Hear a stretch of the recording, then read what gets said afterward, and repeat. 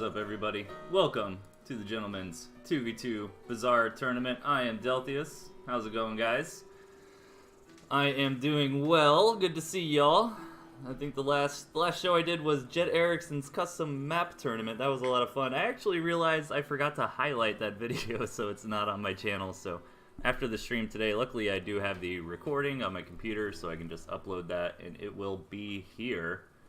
I am on a 2-minute delay, so I might be a little bit off sync with the chat. But please let me know how the levels are going forward, if I'm too loud or too quiet, etc. Please let me know in the chat. It's looking good so far, no drop frames, so I like that. That's a good sign to start things off. So this is a really weird tournament format. I hope I understand it completely. So what's going on here is we have 7 players total in a 2v2 slash free-for-all slash restricted unit slash unit ban tournament. So right now on my overlay, you guys can see I have team names and underneath them a couple units. Those are just filler units right now, but that's going to be where the bans are that the teams decide. So the first round of this, we're going to be doing a 3-man free-for-all, and so it's first team to secure 2 wins in free-for-all. So we're going to keep playing free-for-alls over and over until one team secures 2 wins, and each team sends one of their team members into the free-for-all. So we're going to have 3 teams with one of their members coming in, and if one of the members wins, then they can't play again. So you got to get 2 victories, and both teammates have to win a game. And how it works is at the beginning of the round, each team is going to decide 2 unit bans, and they're going to tell the tournament organizer in Discord what those bans are. Those units are not allowed to be played during the round. They can change what units they've banned one time, but they got to be really quick about it in between matches. And in the first round, well, okay, so if we're calling the round 1 is a 3 free-for-all, I guess I should say in the first match, each team is only allowed to use 1 unit. So only 1 unit in your deck. And then in match 2 of round 1, you get to use 2 units. In match 3 of round 1, you get to use 3 units, etc., etc. So there is a dual stream happening. You guys can check out the other matches on Witty Pun's stream, aka Big Pimpintosh. He is playing with my boy P-Boop, so he'll be streaming his own games essentially, and I'll be taking over the other match that the Premium Pimps are not a part of. Now, the team Rakulumination won the gentleman's little artwork contest for I guess which team made the best little team picture. So they automatically seeded up. So they are in the semifinals, just kind of hanging out, waiting around, and basically we're going to be doing the 2 3-man free-for-alls. One is going to be here. The other one's on Witty Pun 7 stream. You can dual stream, multi-Twitch is a thing. You can do that, or you can watch one of their streams, watch the other one later, or just check out one of them, whatever you want to do. But lots of tooth and tail action. I love the dual stream because typically we can't...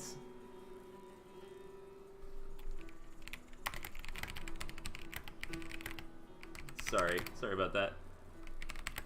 I might actually be making confusion here with my overlay, so let me change that now on what units have been banned. So I'm just going to use ban 1, ban 2. I probably should have done that from the beginning. No big deal. Because bans haven't been given to me yet. Those are just filler bans. Okay, hang on. Please join and select on. Okay. Hang on, I'm getting there, guys. I'm getting there. Okay.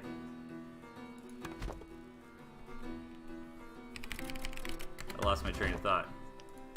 Oh crap, I'm creating a match. No. What am I doing? Get out of here. We want to join a match. Here we go. Okay, so I'm waiting on bands to come in. I don't know how quickly this is gonna happen. Let's switch to observer. My controller's working, right? Yes, it is. Okay. So our team members. Let me get that photo up here. We've got who are on the teams? Let me see.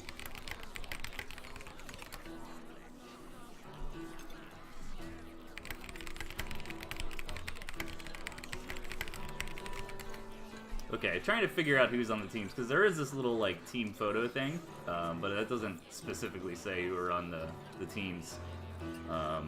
So, 1 second, guys. We will get that rolling.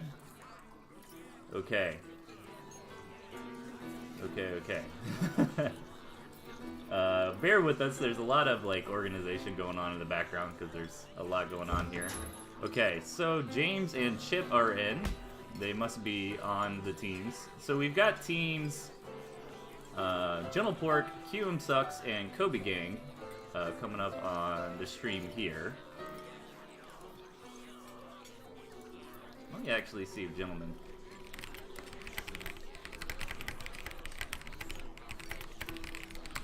see if Gentleman can send me that team list.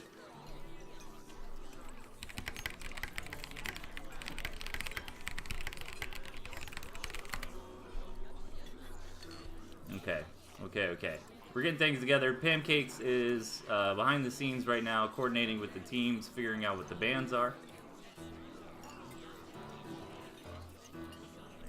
And once he knows the bands, he will tell me. This is gonna be crazy, man. Like, you would think, you know, okay, so anyways, after we get past the first round, that's where I was. So there's gonna be a winner, a first place winner on my stream and a first place winner on Witty Pun's stream.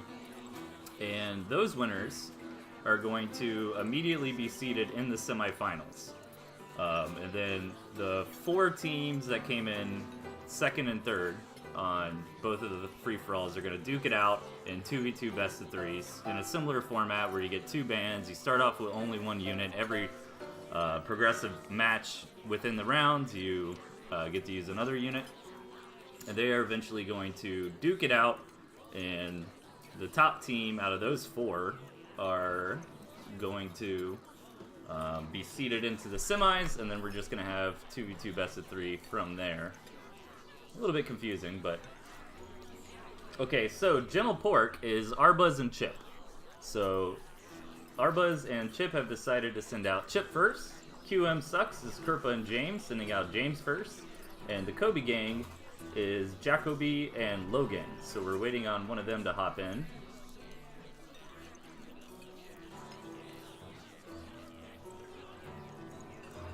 And I think,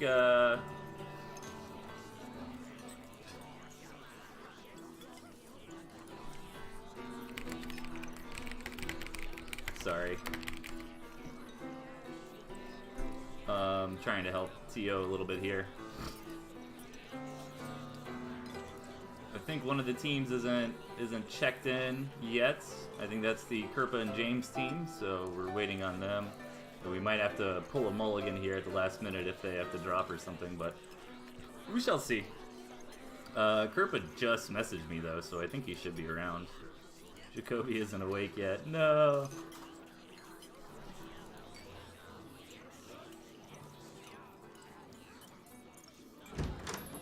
Okay, we've got Kerpa in.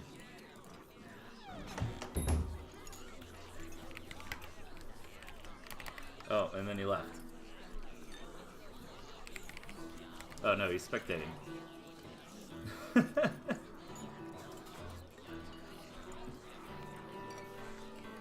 Let me see. Oh wait. Is that not the right team? Am I crazy? I might be crazy. Kobe Gang is... Oh no, I'm sorry. QM Sucks is Kerpa and James. We are actually waiting on Kobe Gang, Jacoby, and Logan. Those are the ones who have not checked in yet.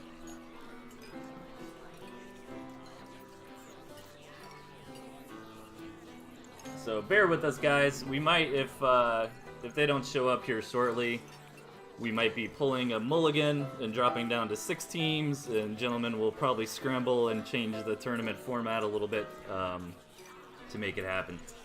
So, give us a minute. I hope everybody's doing well, man.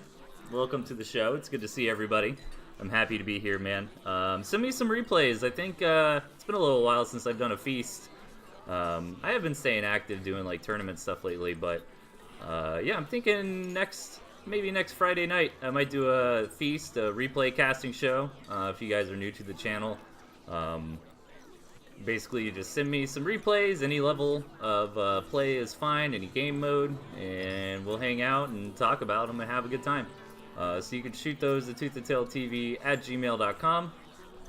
And yeah, I'm thinking next Friday night I'll probably do a show. It's definitely been a little while.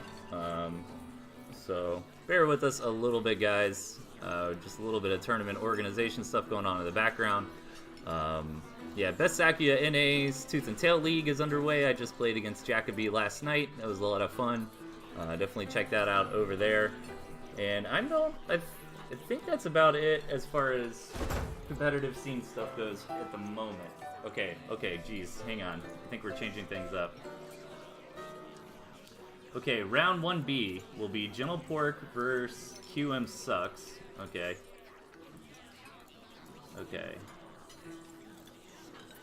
So, I think I guess the other team got disqualified here. Let me do a little bit of this and that. A little bit of cleaning up here, you know what I'm saying? So, we've switched over to a 2v2 because one of the teams did not check in on time. Units banned Squirrel, Lizard, Mole, and Badger. Squirrel, Lizard. I'm not sure which bands are from which team, but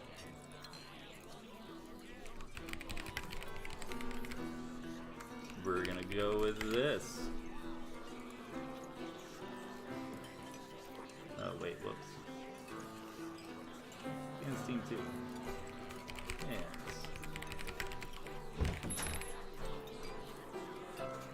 Squirrel, Lizard, Mole, Badger.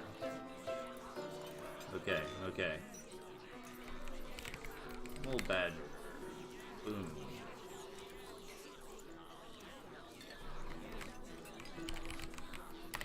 Boom. Okay, so round 1 has shifted to a regular 2v2. Regular with an asterisk, of course, with the 4 units banned, and then the first round, each player is only allowed 1 unit. 2v2, best of 3. Okay. Alright, sorry about that confusion, guys. Just think we've got it all sorted out now. And it looks like the players are getting ready to go here. So it's going to be Chip and Arbuzz on Gentle Pork. Is it Kobe Gang? No, actually I think it's QM Sucks, right? QM Sucks is Kerpa and James. Yeah, let me change that real quick. Oh no, nope, we're good. Gentle Pork and QM Sucks. Yes.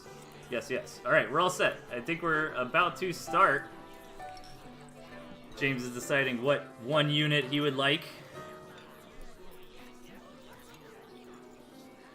Kobe Gang goes to the loser's bracket. Alright, so I think they've got everything figured out on the back ends. Gentlemen, with the master strategist here, trying to keep things moving regularly. It's never, I mean, it's to be expected, man. Tournaments, especially with such a crazy format, you know, stuff happens. Sometimes somebody's a little late, you know. No big deal. We're very used to it. Okay.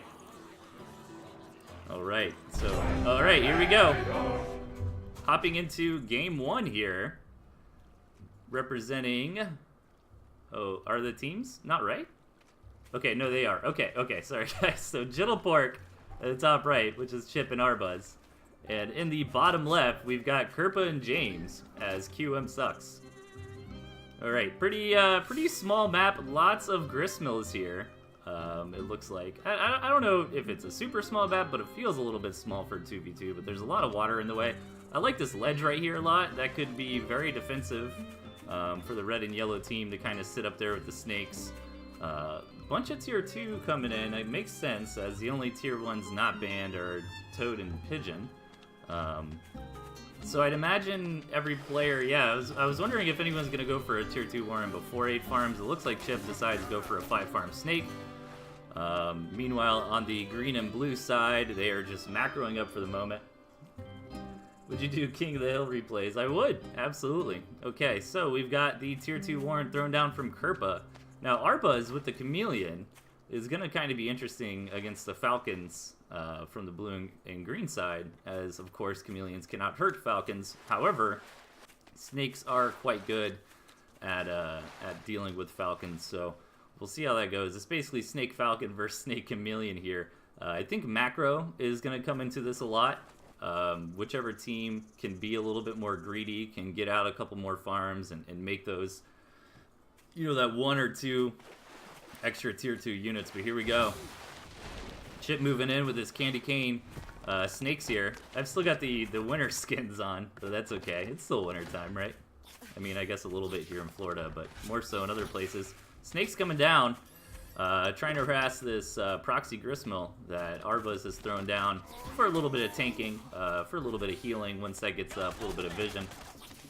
But Chip is gonna fall back, gonna let that gristmill go down, so that's a nice little 60 food victory here for the QM Sucks team. However, this farm did get taken out. I guess I missed that somehow. My apologies there, but it looks like Chip was able to get in there with the snakes, or perhaps Arbuz with the Chameleon and knock that farm down, and I must have missed it. Okay, so second base is underway for every member. Everybody's going up to 2 tier 2 Warrens. This is gonna be a crazy game, man. Like, I don't know if I should even be trying to, like, try hard cast this, or if we should just let the memery take hold. You know what I mean? Like, this is just nonsense here.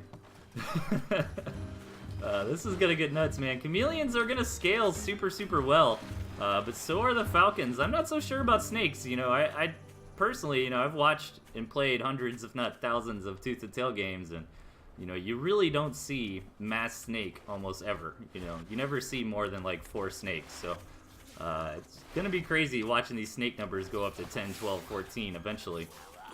And James coming in here with the aggression. The snakes are very powerful for doing little things like that. You know, taking down a gristmill. One more little move in like that is gonna knock that out. But the Chameleon's in the right position. Could try to counter ambush little moves like that. And it looks like Arbuz is not actually going to be mining on this gristmill here. He's just kind of hanging out, using that for territory, kind of trying to claim the map a little bit with that. And he's trying to be sneaky with these Chameleons, but blue and green are staying on top of it. Good micro so far from Arbuz, not really losing any just yet. Nice little pick off there by the Falcons. Overall, I feel like the blue and green team has been getting some edges here, but here we go, the first major engagement. These Chameleons are doing pretty nicely on the ground, but they all end up getting taken out.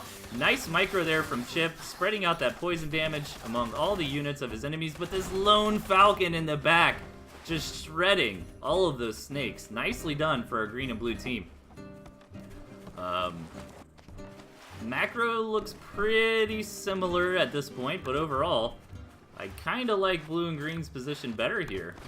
You know, Arbuz and Chip need to be careful as the Falcons come in yet again for some more harassment. The Falcons here are really going to scale well. The bigger that pack of Falcons gets, the better. You can kind of say the same for Chameleons, but it looked like in that last engagement, I kind of felt like the Chameleons would have done a little bit better against the snakes, but they kind of got bopped down between the snake poison and the Falcon DPS pretty quickly. So you never really know. Good to see Arbuz playing in this tournament, by the way. Arbuz, one of the classic early Tooth and Tail legendary players.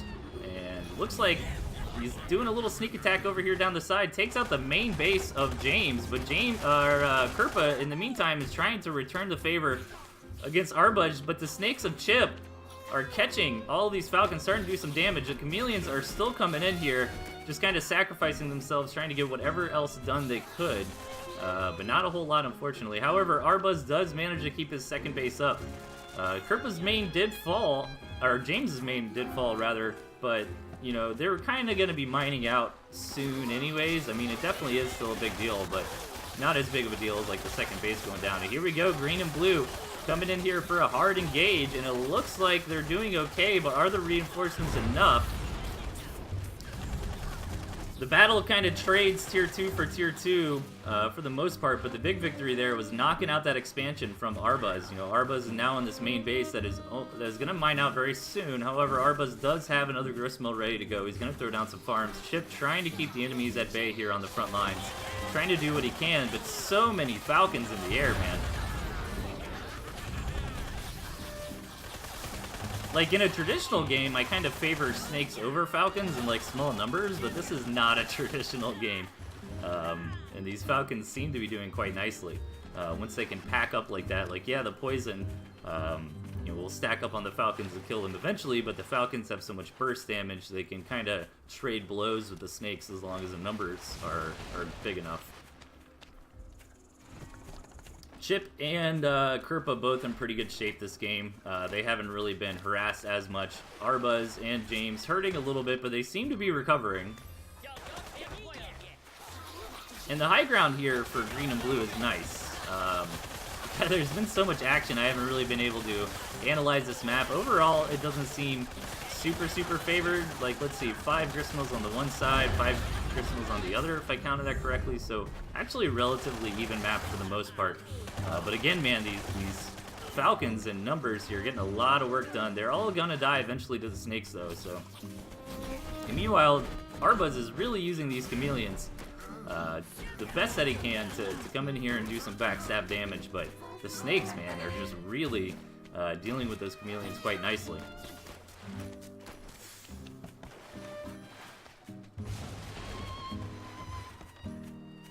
Oh, man. This game is crazy. So, it looks like we're stabilized again, right? Like, every member of the team's got a full farming gristmill here. Getting another one at this point is gonna be hard. And, like, where are the extra expansion options? I guess for green and blue, you know, this base hasn't really been mined too much. So that'd be good. Red and yellow here really focusing in on this gristmill. They really need to grab this area. They don't have high ground vision, though, which is a pain. And with so many snakes around, like, snakes will kill your commander very quickly, you know, once some poison stack gets on there. So it can be really hard to, you know, run up this ledge here and try to spot for your units, because if your commander just gets like 10 stacks of poison on him immediately and drops down, then, you know, you're basically done at that point because your army's not being microed. James trying to come over here with the snakes and get something done, but he gets pushed back for the time being. This is really critical.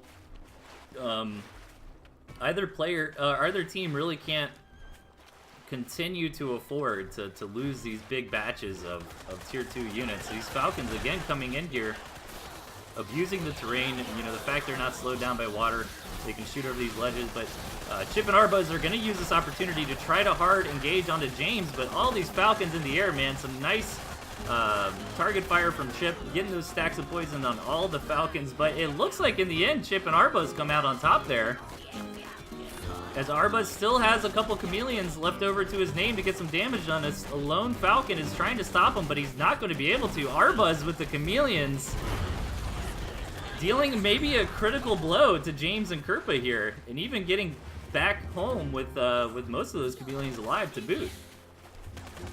That was huge, man.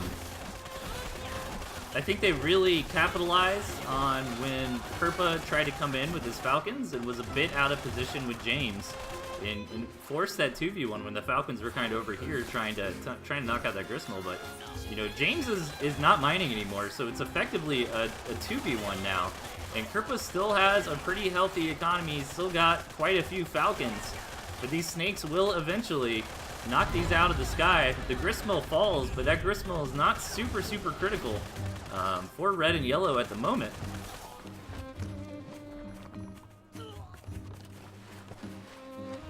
God, what a weird game, man. Alright, so James decides that's it, taps out, and I'm sure Kerpa will follow suit. And we're going to be hopping into match number 2 of round 1 with Jimmlepork up a match. a little bit of odd victory portrait there. But okay, alright. So, players have a quick opportunity to change their bands if they would like. And every player gets access to 2 units this time instead of 1. And this is a best of 3, so James and Kerpa really need a win here. I don't think they're knocked out of the tournament. I'll have to double check, but I think... Okay, so Jacoby just showed up. Looked like he had to deal with some family stuff. Too bad for the free-for-all. You can still play from round 2 onward as if you had lost the free-for-all. Okay, so Gentleman looks like he's got it all sorted out. No changes in bans from Jimmlepork. Should have access to 2 units now, right? Okay, yep, they do. Alright, no change in bans from either team. And we're going to hop into match number 2 with both teams allowed 2 units each this time. So Chip rocking the Snake Pigeon. And keep in mind there cannot be any overlaps. So for example, since Chip has Snake and Pigeon, Arbuz cannot choose Snake or Pigeon. There can be either lap, you know, between the different teams, right? Like QM Sucks can take Snakes and Jimmlepork can take Snakes, for example, but not within the team. Arbuz gonna pull that tier 3 out.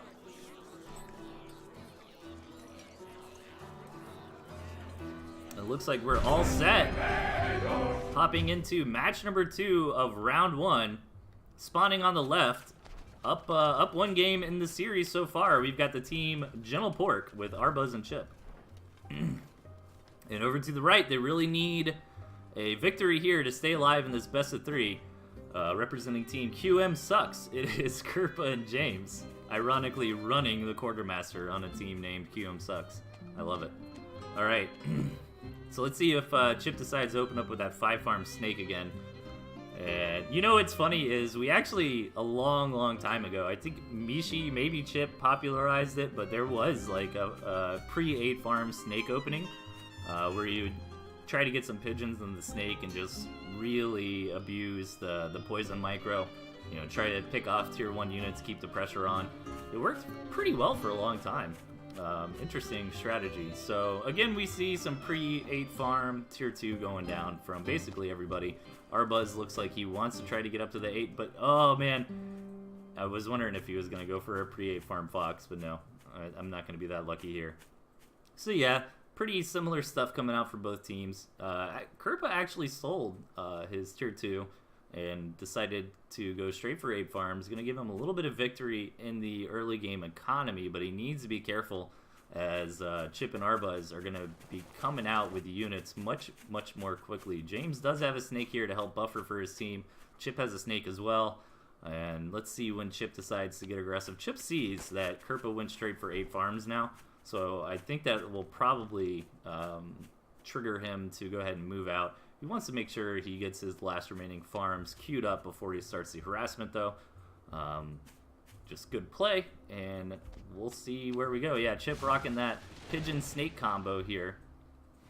The Fox is pretty cool. I'm hyped for the Fox if Arbuz can manage to pull it off.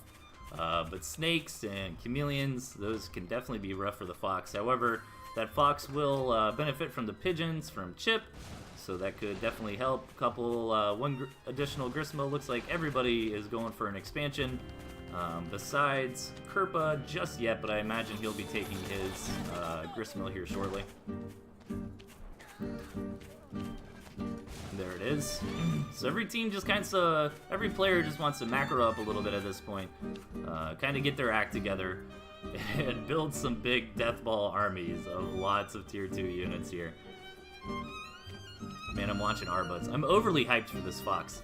Like, is he gonna do it? Come on, man, you got the money. Is he looking for a spot to sneak it? Yeah, my man.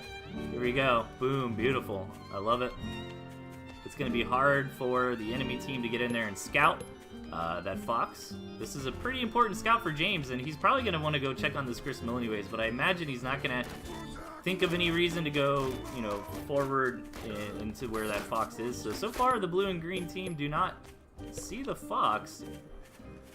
That's pretty huge. However, since our units are so limited here, like, I'm not so sure what they would do in response to the Fox. Maybe try to macro up really hard. Arba's coming over here with the Chameleon gank. Gonna grab a farm and just back out.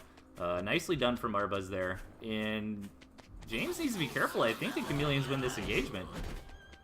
Ooh, try to get the snake, but nice play there from Arbuz. Doesn't overcommit and lose any Chameleons. So far, I really like Arbuz and Chip's position. The Fox is bought and paid for. It's on the way. It'll be here in less than a minute.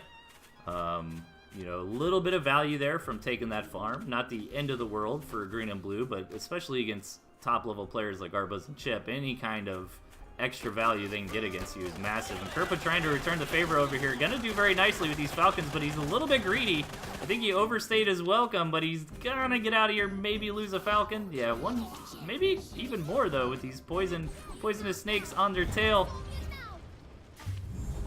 Alright, something just died. Oh, James just knocked out that Gristmill from Arbuz. Right above us. But here we go, big engagement here. Chameleons popping right on top of these snakes. The snakes of Chip doing very nicely with the pigeons, helping to buffer against that burst damage from the Falcons.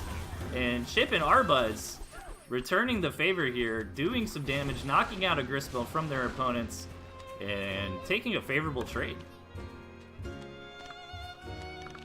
And the Fox is on the board. The enemy team sees it now. They've got snakes, which is nice against Fox, but with strong Fox control, if you don't let those snakes get too close, they're not going to be able to poison it. Trying to cut off the Fox now is James. He's got some snakes, he's got some Chameleons. Chip is going to try to feign an encounter, one stack of poison on the Fox. Arbuz needs to be careful. Chip, wanting to help buffer for his ally here, needs to be careful not to get stuck in a 1v2 engagement. The Gristmill from Arbuz goes down again. Kerpa and James trying to push through. The Fox still remains here from Arbuz. A commander just went down there, I believe. Yeah, James's commander went down.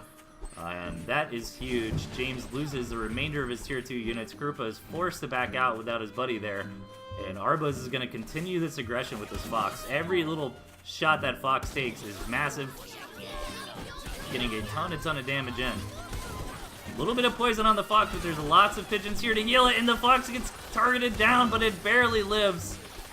And that poison, actually is enough to finish it off. Nice victory there for James and Kerpa. That's exactly what they needed to get back into this game. Arbuz's economy is a little bit ruined. Chip is doing well. James is kind of in a similar boat, but he's getting it back together. And Kerpa's shining pretty hard for his team at the moment, but knocking out that Fox was absolutely huge. Arbuz decides to invest in the Fox again. Typically what you see in high-level play is when you lose your tier 3, a lot of times people opt to go ahead and sell that Warren, try to get some tier 1 or something, but this is a different situation, obviously. Arbuz can't sell that and just build squirrels or something. So he decides to reinvest in the Fox, loses that Gristmill again. Chip trying to get some damage. You know, overall, these maps are, like, surprisingly balanced, I feel like. This one looks a little bit better for Chip and Arbuz, unless Kerpa and James could secure this Gristmill here. Which is not out of the question, but would definitely be difficult, because it's right in the front yard of Chip's main base. Yeah, so far I don't feel like the maps have been super crazy favored for one side or the other just yet, but it's only 2 games, so. Alright, another engagement coming down, and they deny that expansion yet again from Arbuz. That's really all Kerpa and James need to do this game. And this time, Kerpa's commander goes down. Gotta be careful, man, with all these snakes here, with the Fox doing so much burst damage, it's very easy to lose your commander. James lost his in the previous engagement, Kerpa lost his there, and they have to go home, unfortunately, off of that. A nice victory in that exchange for Arbuz and Chip, but Arbuz is starving down, man. He's got to secure this Gristmill this time around, or he will starve out of the game. He does have plenty of time. It only takes Gristmills 20 seconds to build, so he'll be able to throw down a farm before he starves out. Actually opts to go for that Campfire instead, which is I'm not so sure. I think he still probably wants to build a farm on that gristmill because that campfire is a little bit more exposed. But Arbuz really is not contributing too much anymore. You know, they've really been stopping his macro here. His economy is definitely in the dumps at this point, but he's got the Fox and he's got the Micro to pilot it correctly. And Chip is doing very nicely. He's got a fully saturated second base, but Kerpa and James are coming in again, and they know all they need to do is deny this expansion over and over. And Arbuz actually has to sell the Fox here. I think Kerpa and James will come out on top this game if they don't take too much damage from this Fox right here, right now. Arbuz is starving, and he can't afford another farm. He's got no other Warrens besides this Fox Warren, so he must sell this Fox Warren and throw down a farm. So as long as Kerpa and James can just hold on for a little bit longer, they might be in good shape. Chip trying to take a 1v2 here, but James really didn't have anything to contribute to that fight, and Chip wins it very nicely. These pigeons here making these snakes very, very hard to bust through.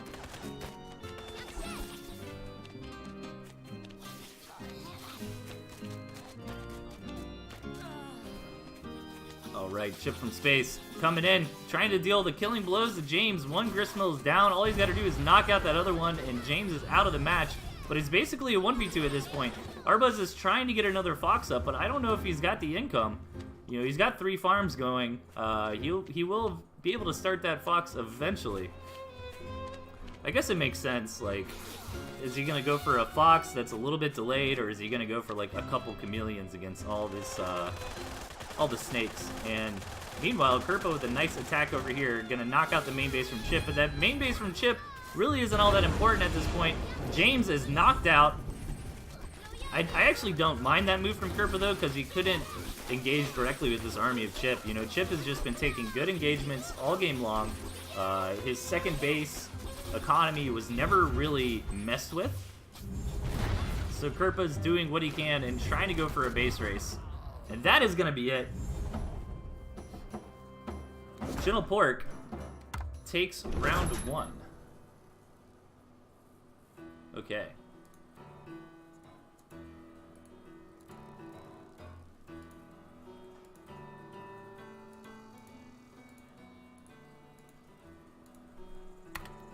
So, I think we're gonna be waiting around for just a moment while the next round gets started.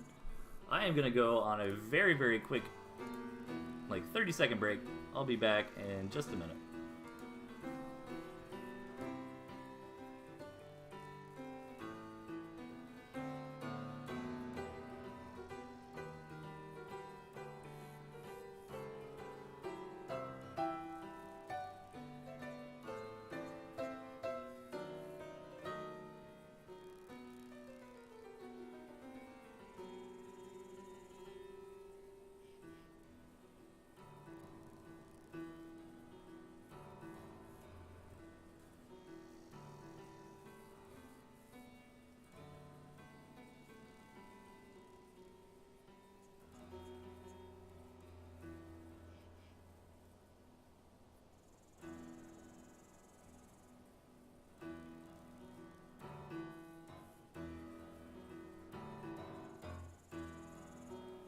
Okay, sorry about that, guys. I am back. So now I need to figure out what's happening next. Password A if I want to watch.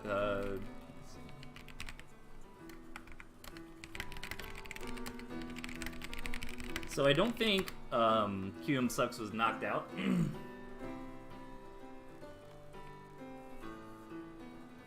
Let me figure out what's happening as we go. In the meantime, check out Witty Pun 7.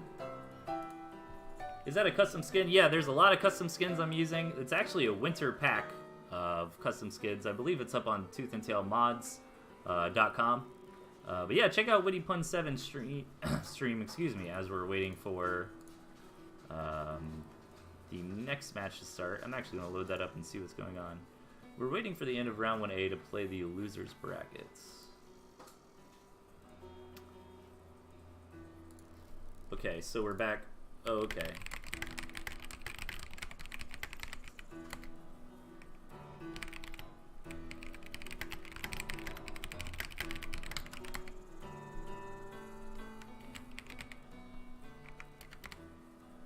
Okay.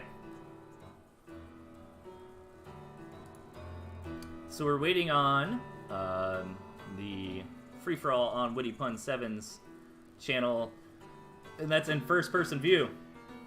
Oh man, he's got toads and boar. Oh dude. Wait, what's going on? Is this a 1v1? It looks like it's a 1v1. I'm not sure what's happening. Or maybe it was a 2v2 and... I don't know. I don't know, man. I'm just confusing myself. Alright, so... Gentle Pork advances to the semifinals, essentially.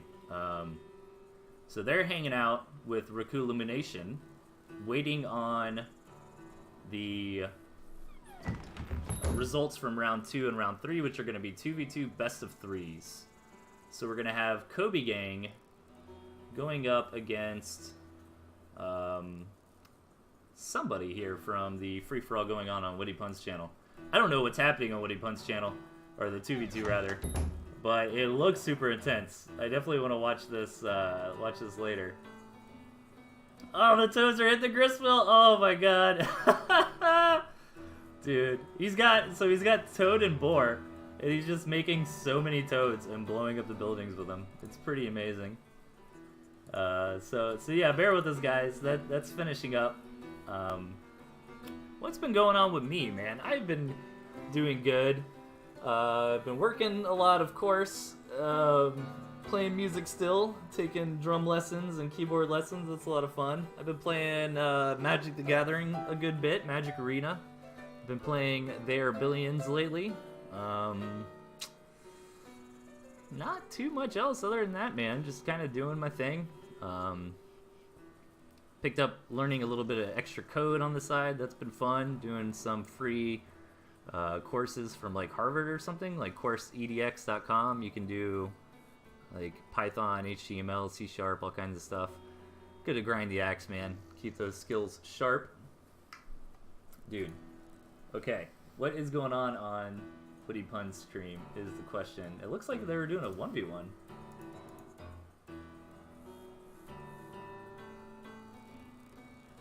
I'm not sure. I am not sure what's happening. Or oh, I think they're doing a proper free-for-all. Oh, okay. I see what's going on now. So the only reason ours was a 2v2 was because Jacoby's team was late. So basically the gentleman just said, you know, his team will be considered a loss, and then the other two guys will do 2v2. So that makes sense. I'm following now. So we're just kind of hanging out at the moment. What's up, Chip and Arbuzz in chat? Very nicely done. They're gonna get to chill for a little while and wait for the semifinals. Yeah, definitely check out Witty Pun 7's stream while we wait, man.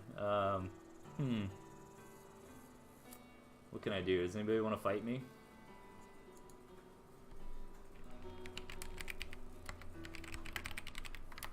I don't know if that'd be too confusing. I was gonna see if like Chip or somebody wanted a 1v1.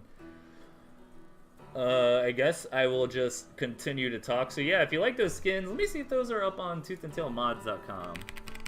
ToothAndTailMods.comeroni. Let's see. Did the winter skin pack updated? Yeah. Okay, cool. So you got if you go to ToothAndTailMods.com, there's a lot of cool stuff there. Custom skins, custom game modes. StarCraft 2 Mineral Farm. What? Oh, dude. I haven't seen that one. That one is dope. I might have to use that. But we need a little pig SCV skin or something. Maybe a little drone skin. I don't know. That's pretty cool. That is a good one indeed. I like the Sparrow Pigeon. Star Fox Kasha is pretty good. 100th anniversary skin Badger. Dude, it looks like a Warhammer guy or something. That was Glorious AFP too. How'd I miss this one? It's been a while since I've been on this site, man.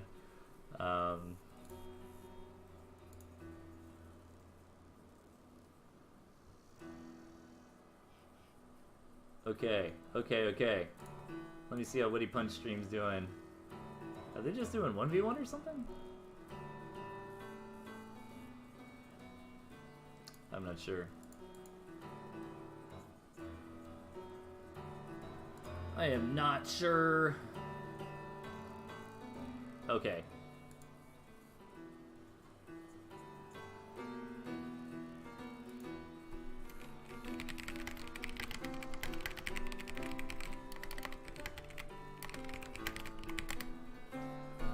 They're doing... Oh, it might be the tiebreaker. I don't know. I don't know. They're in game 3.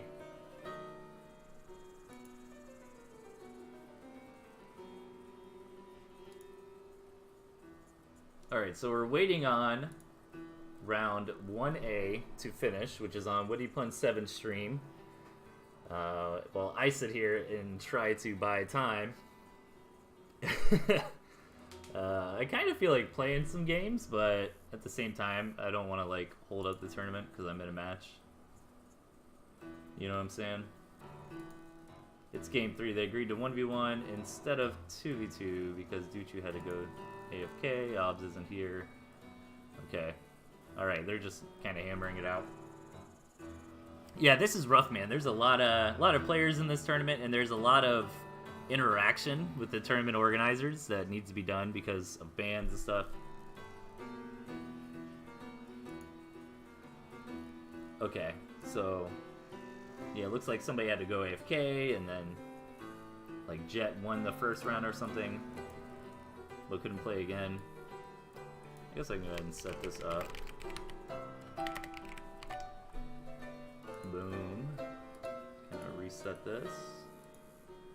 So it's not going to be Gentle Pork. You know that.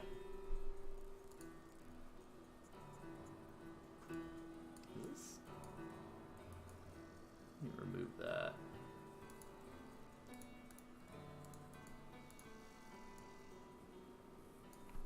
I've been playing Smash Bros too, man. Oh god, the new Smash Bros on Switch is so good. So good. I really like online play too. I don't play like super often, but like I think a little bit later I might pick up my buddy and we'll hang out and drink a couple beers and beat up some nerds on Smash. That'll be a lot of fun. So bear with us, guys. They are finishing up a round, the other round in round 1. And after that, the tournament will continue. I believe I am going with Lobby B. So I'm going to be, well, it depends, I guess, on where Premium Pips ends up. That is a team that Woody Punch 7, aka Big Pimpintosh, is on. So he's obviously going to be streaming whatever match he's in.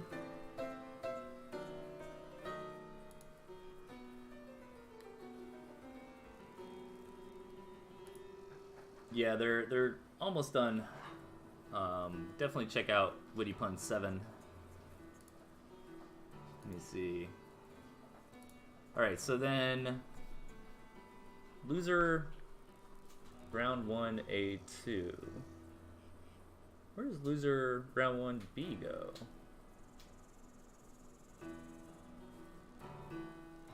Oh, I'm sorry, they're already assigned. That makes sense. So basically the winner, the winning team with what's going on Woody Punch stream right now is going to go to the semifinals along with Gentle Pork. And we've got QM Sucks and Kobe Gang lined up to duke it out in round 2 in the 2v2 best of 3s.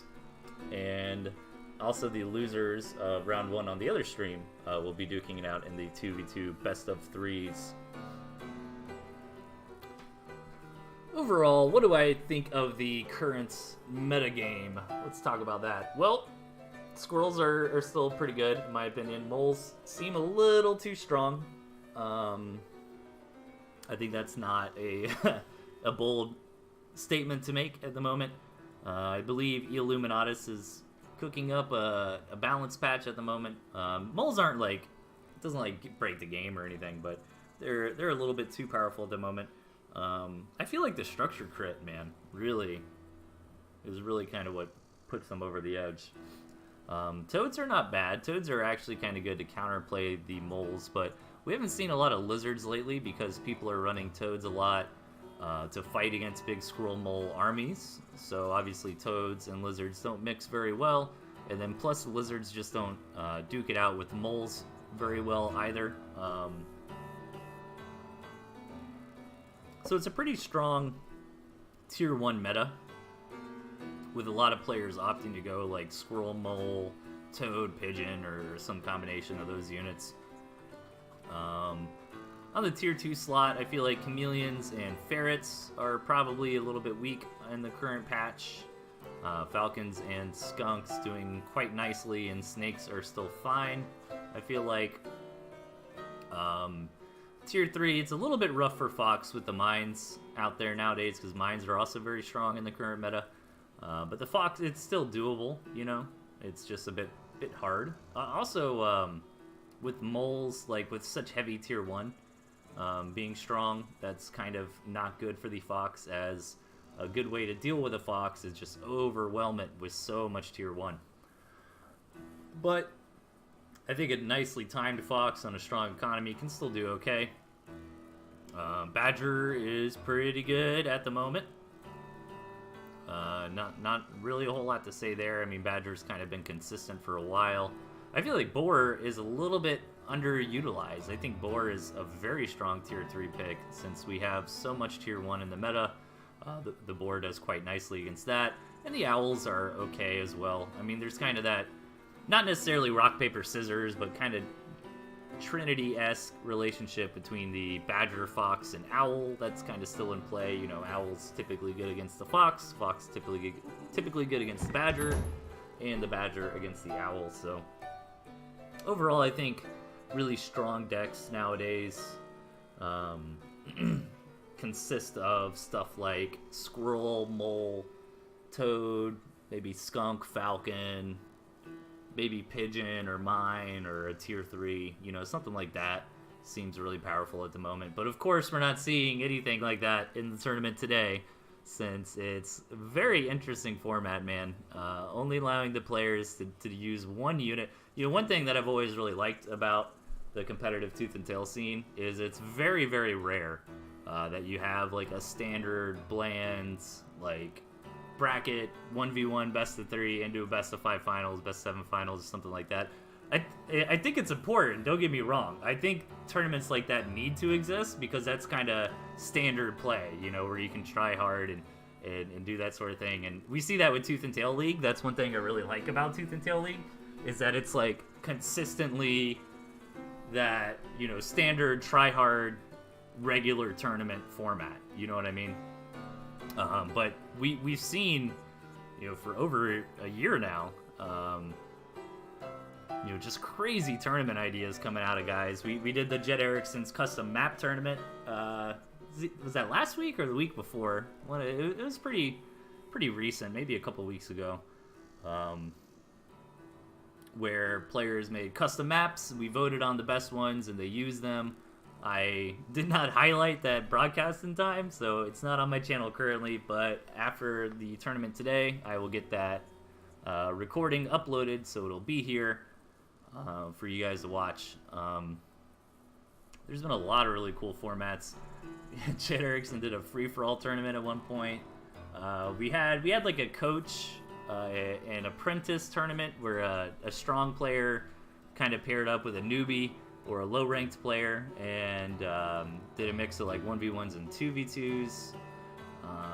We've had all kinds of really bizarre tournaments. We've had band tournaments before, definitely. But 2 bands, man, is a lot. So every game moving forward, we're going to have like 4 bands. And we're done with the... Well, I shouldn't really say done, because we didn't do it a whole lot, but it's not going to be free-for-all anymore. From here on out, it's just going to be 2v2 format. Okay. Now they're playing a 2v2 or something?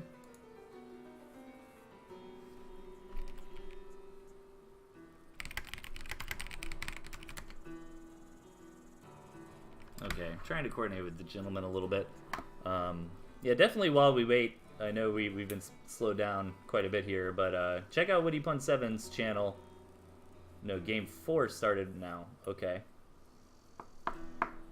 Okay, the last round, the last game of round 1 is happening on Witty Pun 7, so I gotta buy like 10 to 15 more minutes max.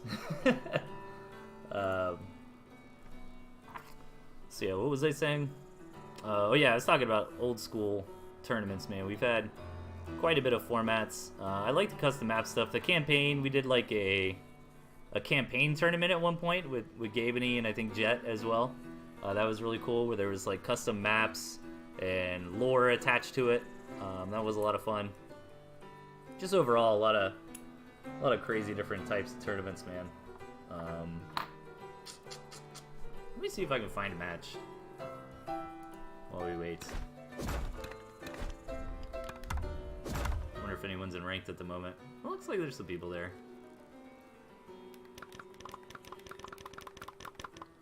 Y'all can watch me either lose on purpose or win because of strategy, right? I mean, if I lose, obviously I was just screwing around.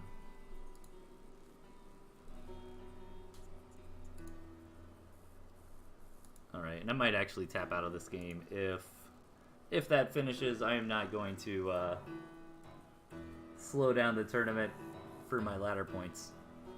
I was playing against Haru several matches yesterday. He's pretty good, pretty aggressive player. I think he took a game off me.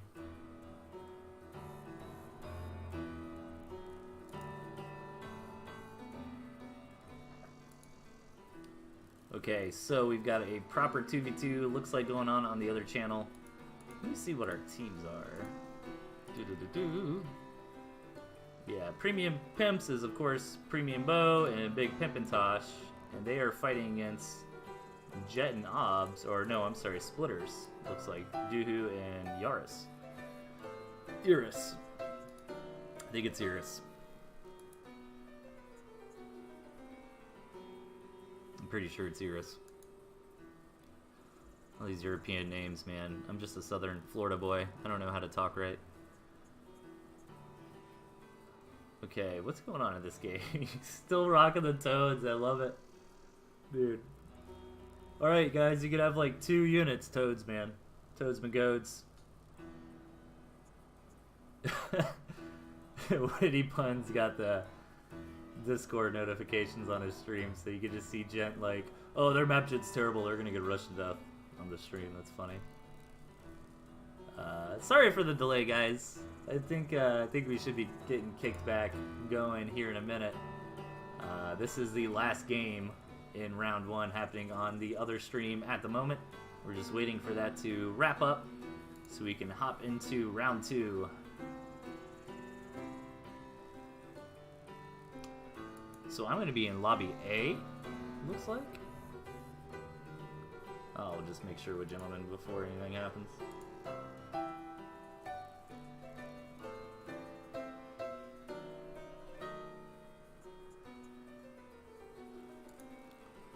I feel weird, like, streaming and watching another stream at the same time. But it's a good stream, man. There's a lot of action going on. Here we go. Of course. Like, right when I get into the game, we're gonna be ready to go or something. I don't even know. I don't know about tier 3 in the current meta, to be honest. Like, I think a deck like this, you'd probably be better off with mines than a tier 3. It's just really hard to get tier 3 out at the moment, to me anyways. Because moles with a structured crit can really get in there and knock your ass out fast. Speaking of moles, this guy likes the mole rush a lot. So, I look at him, he's already going up there to mole rush me. I'll go ahead and do a 5-farm Morin. Because I expect the mole rush. And I also haven't scouted him yet, so it's just a little bit safer. I might get a little bit behind in the early game economy, but that is okay. And if he went straight 8 farms, I can always sell that Warren and kind of start getting back on track. Dude. The one map, the game I don't take the Fox. Alright. He might have a mole Warren? There it is. Yeah, he does.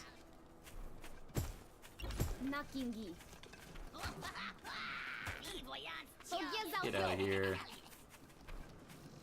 sell that, do that. So his base might be hard to crack into, but I should be able to, oh wait, are they done? I got messaged.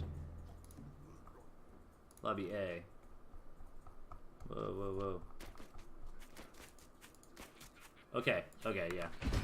Enjoy some points, my dude. We are ready to go. So it's gonna be the Splitters versus QM Sucks. Man, that was a lot of points. Enjoy, Haru.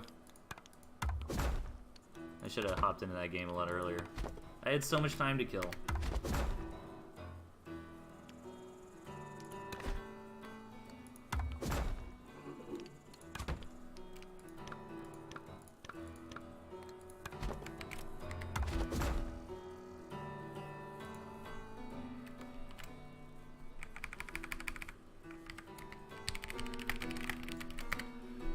Okay, so it's gonna be Splitters versus QM Sucks. Get that updated.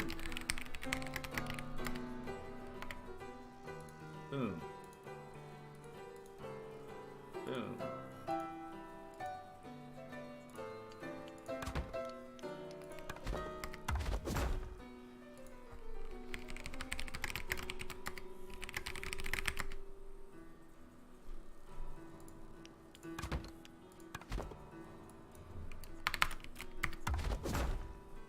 Where is this lobby?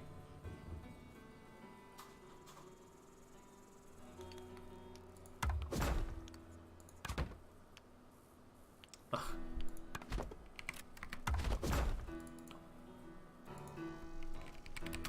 All right.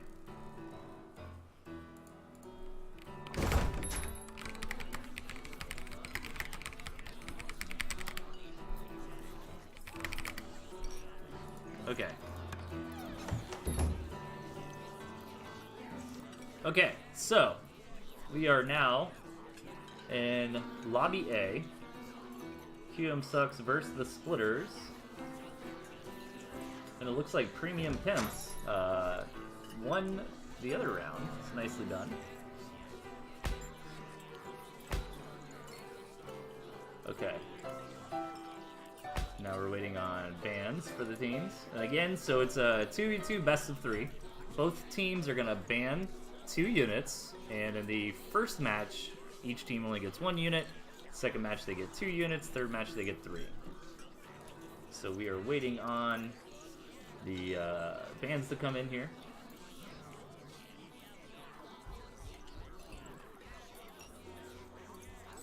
Thanks again, everybody, for hanging out. I apologize about the long delay, but such things happen from time to time in tournaments. No big deal. Okay, looks like we're getting started. So the Splitters are Iris and Duhu, or Yop, as he is here. And we've got James and Kerpa for QM Sucks. We're waiting on bans. Bans for QM Sucks are Badger and Toad.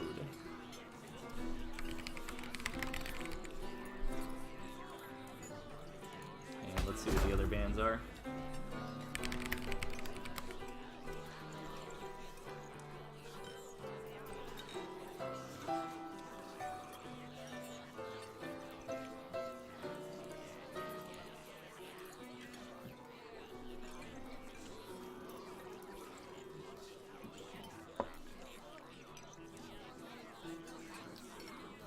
Okay, we're just waiting on the Splitters to get their bans in.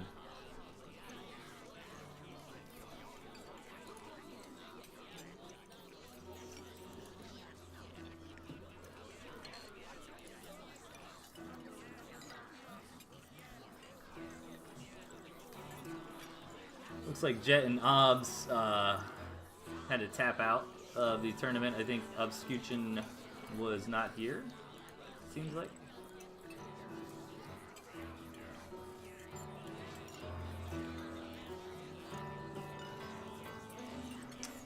Lizard Snake coming in for the Splitters. Snake, smart band. So squirrels are open this game, right? A badger, toad, lizard, snake. So squirrel mole is open. Do we see both teams pick squirrel mole? I feel like that's the strongest pick here.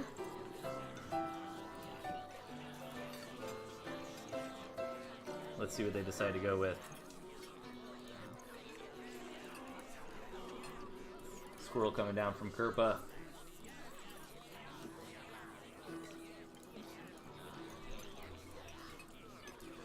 Alright, we're ready to rock and roll.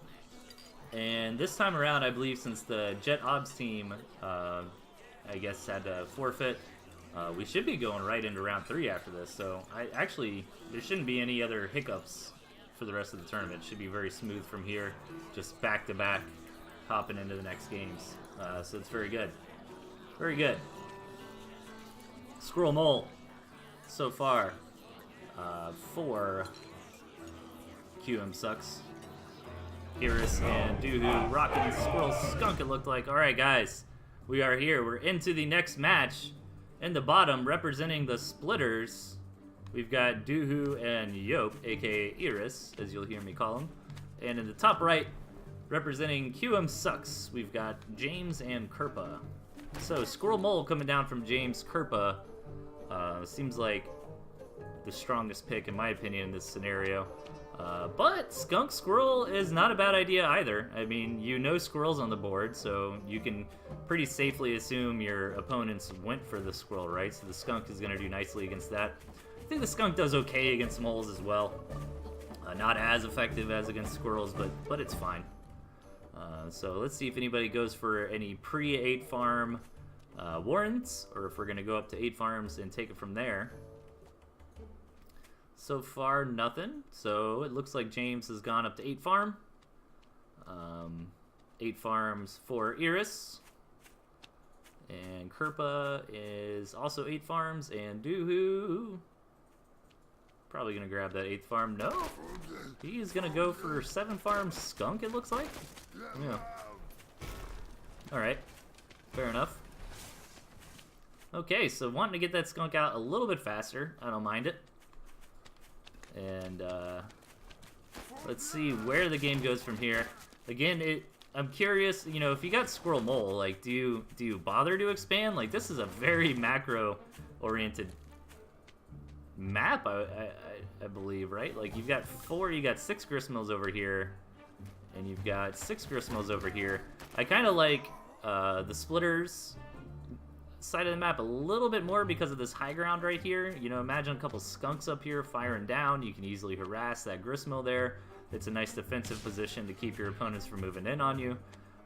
But this side of the map isn't terrible either. The only thing is this gristmill is hard to take, and you're always kind of in an interesting scenario when you've got this hard to take gristmill. You know, do you opt to try to take it immediately? You know, do that hard work, claim that difficult territory up front, so you don't have to worry about it later.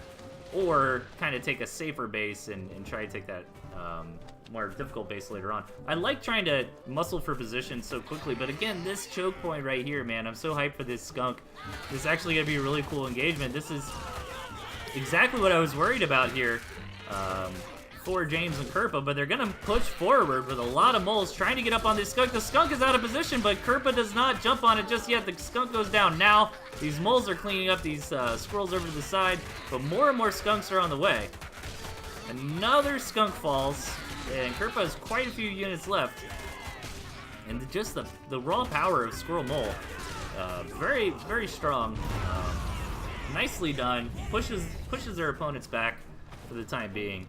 And now Iris and Doohoo need to scratch their heads and figure out what they want to do next. I actually really like this matchup. Everybody here are very strong players. I think Doohoo is much stronger than some people might give him credit for. I wish he would do more tournaments and stuff. We see him here, obviously, which is good. But he's a great player, man. Like, when I play against him on the ladder, you'll typically beat me at least half the time. Alright, so... And Iris is the same way, man.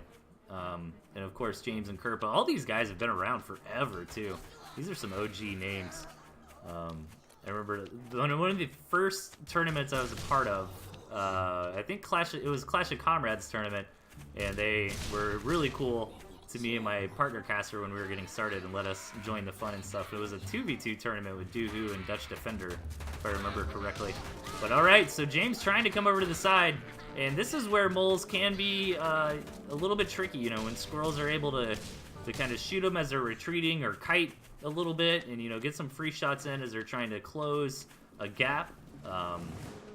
But once those moles get up on the face of the squirrels, they'll start hammering them down very, very quickly. But again, there's a lot of choke points here that are really nice for the skunk, you know, right here and then right here. These are both really great areas for Doohoo to try to take advantage of. And with so many skunks here, like the gas clouds are going to be out of this world. But the mole's moving forward. Here we go, starting to get some decent gas clouds down. But the skunks are starting to take some real damage here. Needs to get some gas clouds up on these squirrels. And damn, those moles got annihilated there. Wow.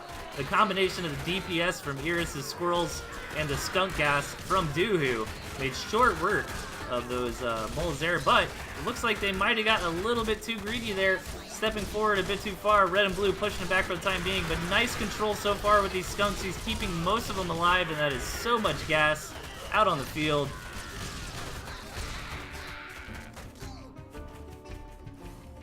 Damn. So the big picture here is the macro. And Kerpa has done very nicely, basically fully saturating a second base. James has claimed this difficult to take gristmill, and he's slowly starting to put some farms on it. Iris and Doohoo are both about half saturation on second bases, so overall maybe a slight economic lead for red and blue, but it should be fairly close. It's really kind of hard to tell who's coming out on top of these engagements constantly. So many moles trying to kite these back, maybe trying to take them in a 2v1 situation, but the moles do eventually get up on the army of green and yellow, but again, they fall pretty quickly. However, the skunk gas is not on the squirrels here. Starting to get spread now. Oh my god, so many squirrels dying. Dude, this game is an absolute slugfest. Expansion gets denied there, but that gristmill's not super important for the splitters. It was more kind of for territory. These skunks, again, just really taking advantage of these choke points here, getting a ton of gas down. And trying to keep the pressure on this second base for James. This is a real issue for James, man. He needs to come over here, grab these campfires, maybe take this base or something like that.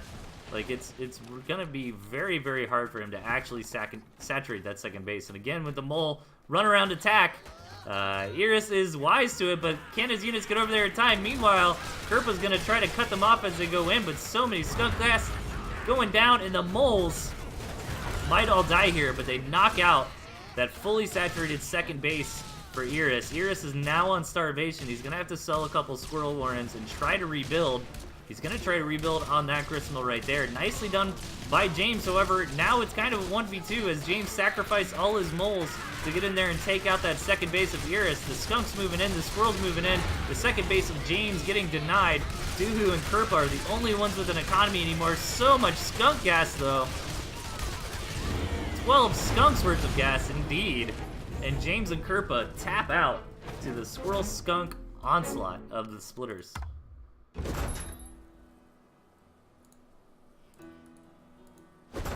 Crazy. Alright, now the teams have an opportunity to change their ban if they're quick about it.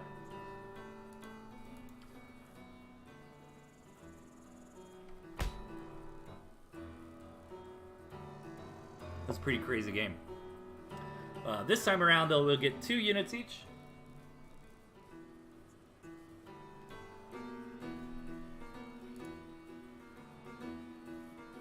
And we're just confirming bans real quick.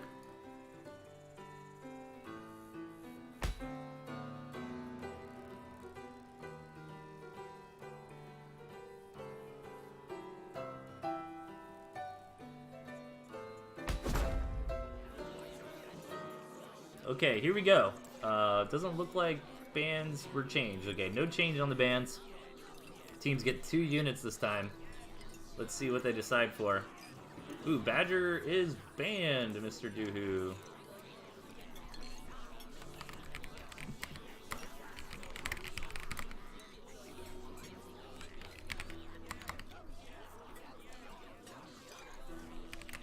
Alright.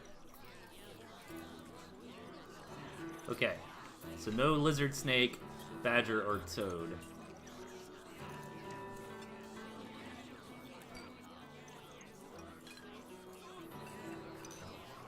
Dude, Doohoo and Iris kind of scratching their head there. They're up 1 game.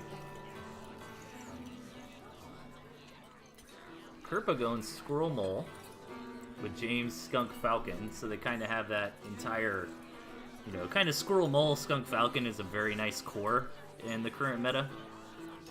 Ooh, I love that people are thinking about the MGs. I love MGs, but I do think they're a little bit weak right now. Mainly just because that structure crit from the mole, in my opinion. The moles can just get up on those MGs and knock them out so fast. But turrets are really fun to play with. I like to contain people, you know, set up a front, reinforce it. It's a lot of fun. But I would advise against it at the moment. And let's see.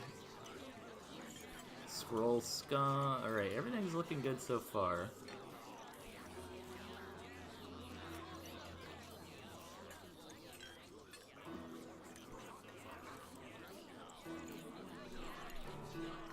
Scratching their heads, trying to figure out what they want to do. Looks like they've decided.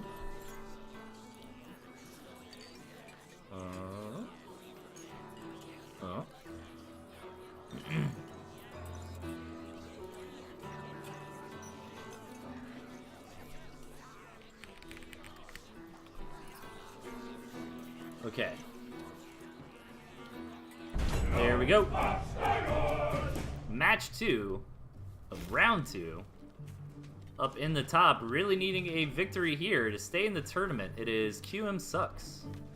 And in the bottom, up 1 game, we've got the Splitters. I believe that's correct.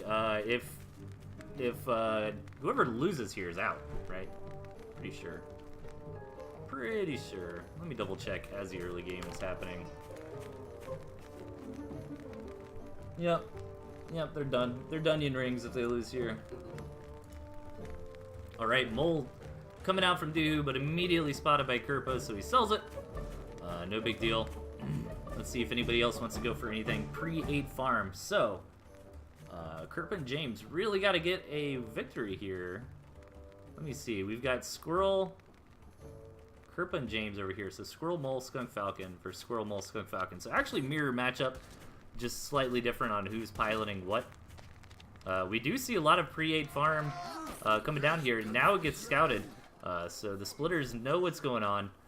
They see the tier 2 and some tier 1. The Splitters were trying to go for 8 farms. Actually, no, they weren't. They had some safety warrants put down, so they should be prepared for this. These campfires right in the middle of the map are pretty interesting. There's a couple little choke points here and there for skunks to get through and do a lot of gas damage. But overall, this map is looking favored for the Splitters. You know, Kerp and James both can expand. They kind of each have access to a gristmill, you know, right there. But they don't have access to a third base. So if the game goes too long, they might be in bad shape. Kerpa moving in, going to try to steal a pig, but can't quite get it. It's going to have to retreat and lose a squirrel for trying there.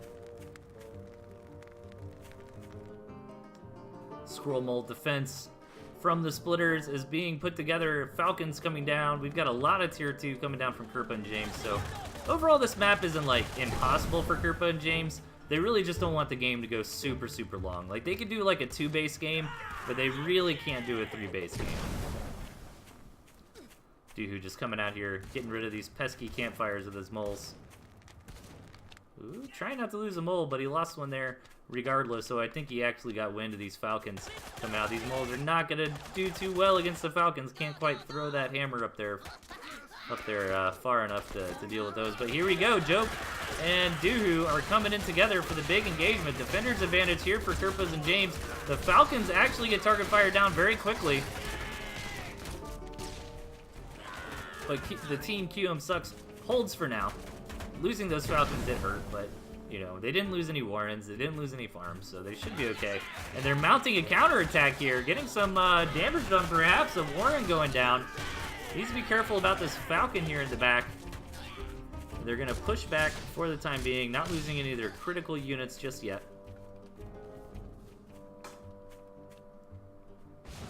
Okay, second base being established here for Mr. Doohoo. Kind of surprised he took it there, because that's where Iris probably wanted to take his, but it's fine. Everything's fine. Iris and Doohoo grouping up. Squirrel, Mole, Skunk, Falcon against Squirrel, Mole, Skunk, Falcon. Let's see who can control it better. Is it pretty even at this point? I think so. Looks like income's a bit higher for James. Yeah, he's got that campfire rolling. But army values are pretty close for the teams. You know, we've had a couple skirmishes, couple scuttles here and there, but nothing too impactful just yet. This game is definitely still anybody's. Similar rate of expansions going on. Iris needs to grab his gristmill here soon. That 5-minute mark is closing in on us here. And the nice little flank attack here with these Falcons. But as that's going on, Iris and Doohoo decide to pull the trigger without the Falcons here. The army of red and blue is much smaller. We've got a little bit of lag. Doohoo lags out of the game right as they're going in for the win. It looked like anyways. Oh boy. Oh boy, you guys. So, I mean, Iris is not going to be able to win a 1v2.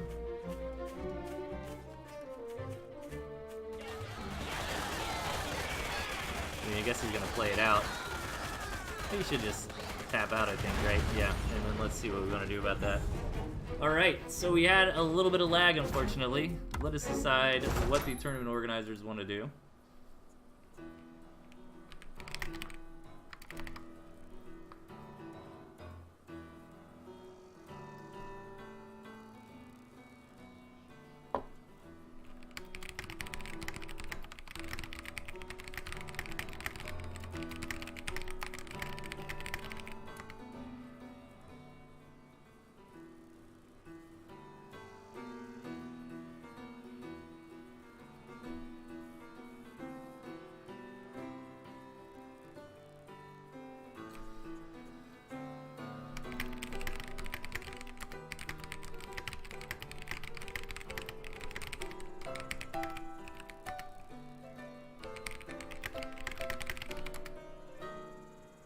Okay, so I think we're going to do a redo, but if Doohoo disconnects again, they'll forfeit.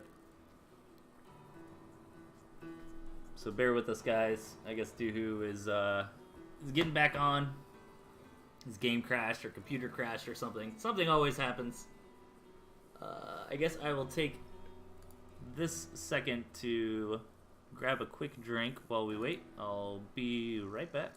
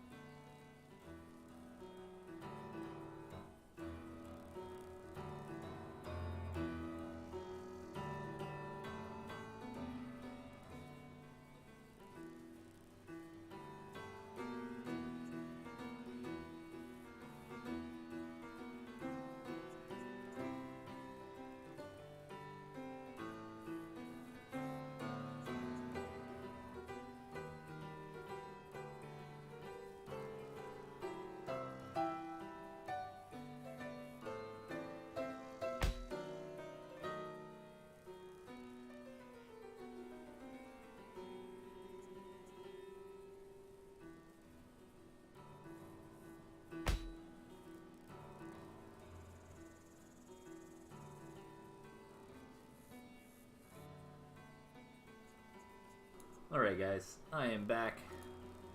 Okay, so we are just waiting on Splitters to come back.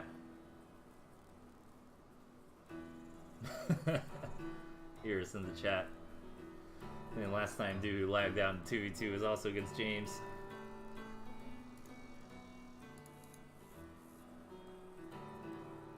Alright, we're waiting on Doohoo to get back in here. I think he is alive. Looks like he's typing in Discord. So just bear with us a moment. If you're just joining us, welcome to this very, very weird tournament scenario.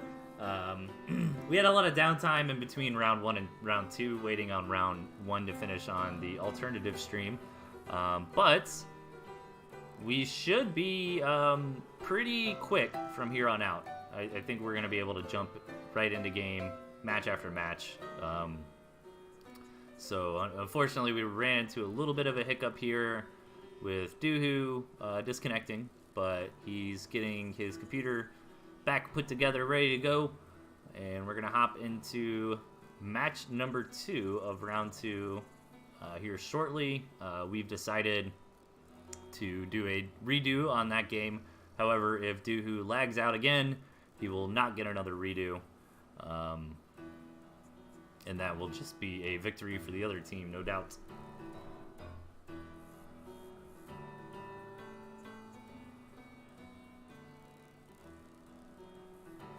Yeah, I like what Shoefly's saying in the chat. I was kind of thinking about that a little bit too. Like, would you want one player to control Squirrel Mole and the other one control Skunk Falcon, or do you want to split it?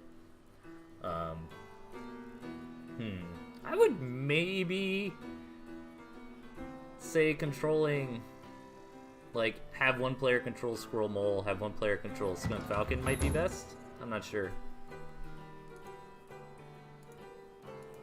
Wait.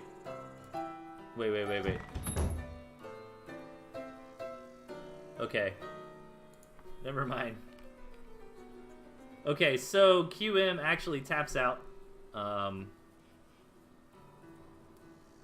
tapped out. They decided that the game was basically over, that the Splitters were about to win. So they left anyways. So now we're going to go into round 3 of the Kobe Gang versus the Splitters. So nice sportsmanship there from QM Sucks. Is this? Let's delete that. Okay, so we're hopping into round 3.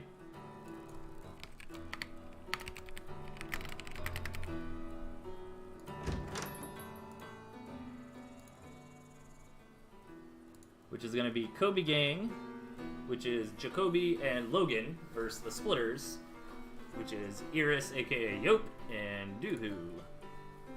So we need bans from these players. This is also going to be a best of 3 in a similar format.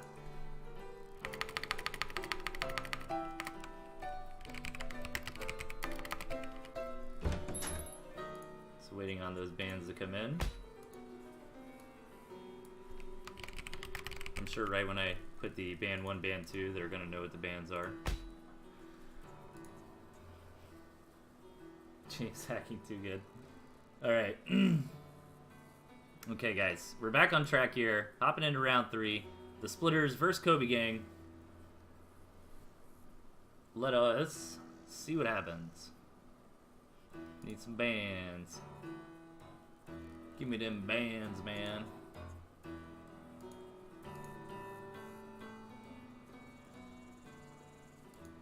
And the B stream is actually doing Premium Pimps versus Gemma Pork right now, it looks like.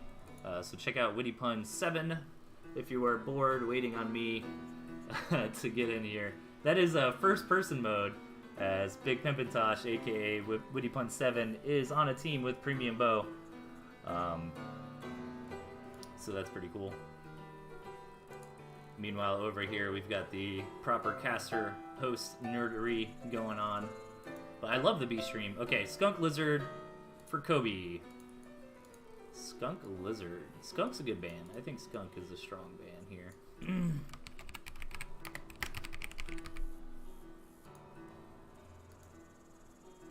Kobe and Low Kobe.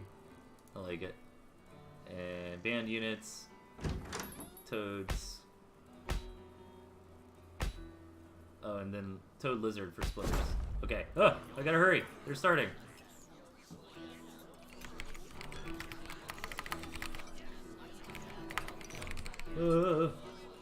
Alright.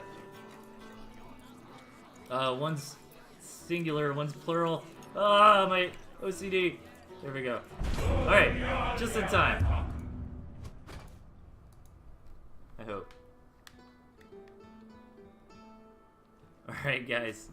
On the left, we've got representing the Kobe Gang, Jacoby and Lokoby. And to the right, we've got the splitters, Doohoo and Iris. Alright. Alright, woo. Round 3.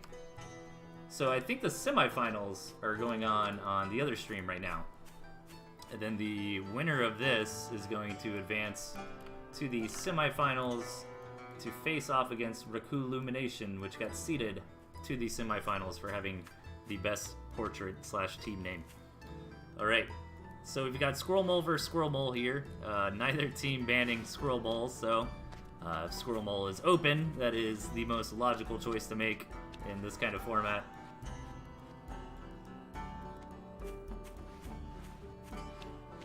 Valeris, oh my god, good to see you in the chat, man. How you been doing?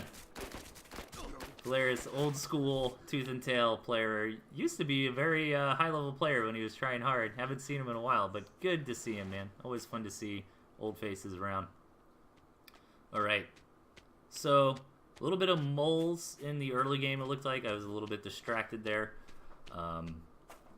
And yeah, not a whole lot else at the moment. We're waiting for things to heat up here. Both teams trying to get up to that 8 farm count, but be safe about it. In 2v2,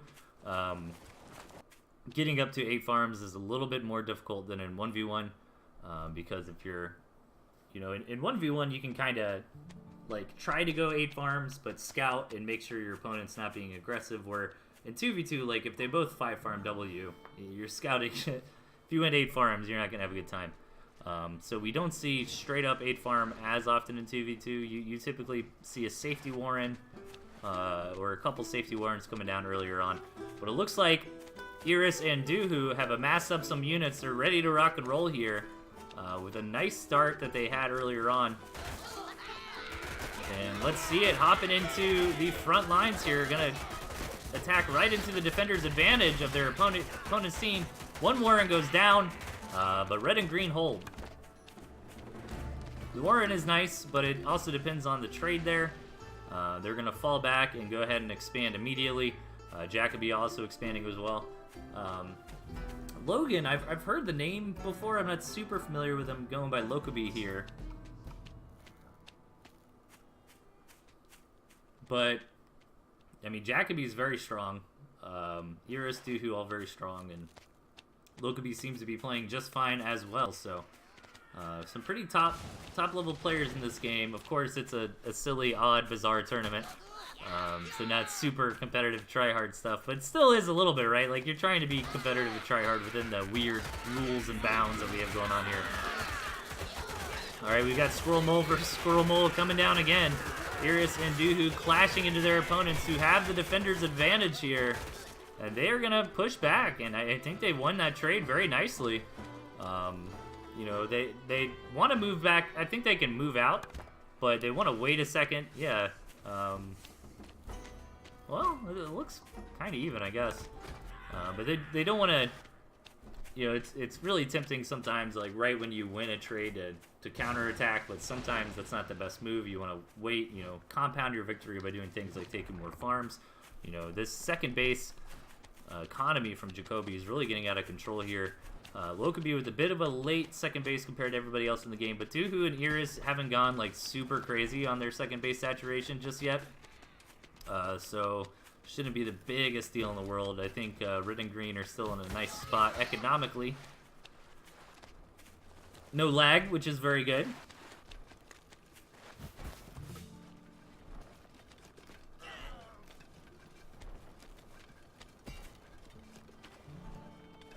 All right. What a weird game. How does nobody ban Squirrel Mole, dude? Come on. I'm trying to have some memery here. I mean, it makes sense, you know. If you leave Squirrel Mole open, that's definitely the strongest combo to roll with in match 1. But dude, if I was in this tournament, that would be my 2 bans. I'd be like Squirrel Mole. Let's do it. Let's have some weirdness here. Dude, I wish I could have seen that Toad Boar game that Big Pimpatosh was playing. I saw a little bit of it. One of the things that makes me the most happy in Tooth and Tail is watching like 20 toads blow up a gristmill or something. Like, it's just so ridiculous. It's so wasteful. It's so excellent at the same time. Alright. So this battle line is kind of getting drawn closer and closer as Iris tries to take this expansion, tries to secure this high ground, but Jacoby and Lokaby know they cannot give this high ground to the Splitters. Whoever takes this high ground basically wins the game. So we're going to see some poking and prodding back and forth. Jacoby trying to grab this gristmill for the tanking. And here we go. The squirrel's actually far forward. The moles are too far behind, it looks like there. And the moles are having difficulty trying to find a tile to stand on here. I feel like the engagement was a little bit backwards for red and green, but let's see how it matters. Like, Jacoby's squirrels were up front, and the moles of Lokaby were in the back, and yeah, that seems like it made a pretty big difference there as Iris and Duhu are starting to push through. I feel like that was the right call probably to get that engaged, but the unit placement was a little bit backwards there. Iris and Duhu breaking forward.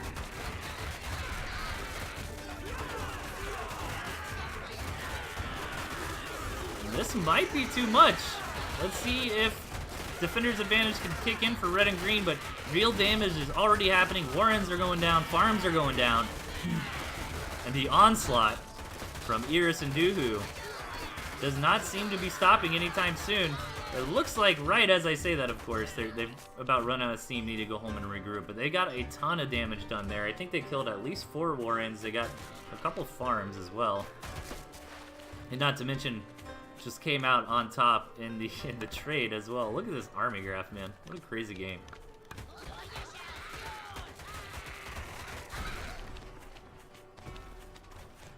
That's good to hear, Valeris. I'm glad you're doing well. Yeah, man, I'm still streaming. I'm not doing it as often as I did, but I still try to be around for tournaments and put out an episode of The Feast every now and then.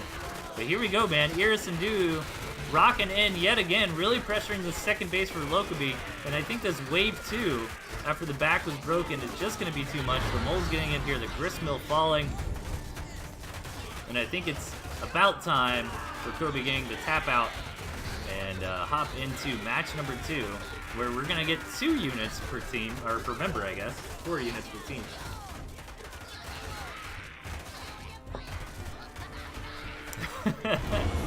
Dude, just going off with the moles at this point.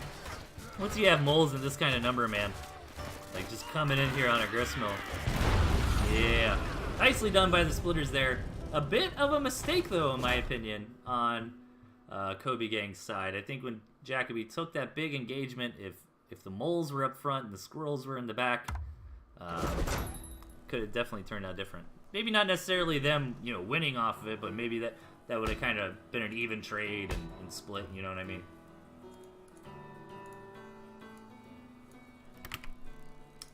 All right.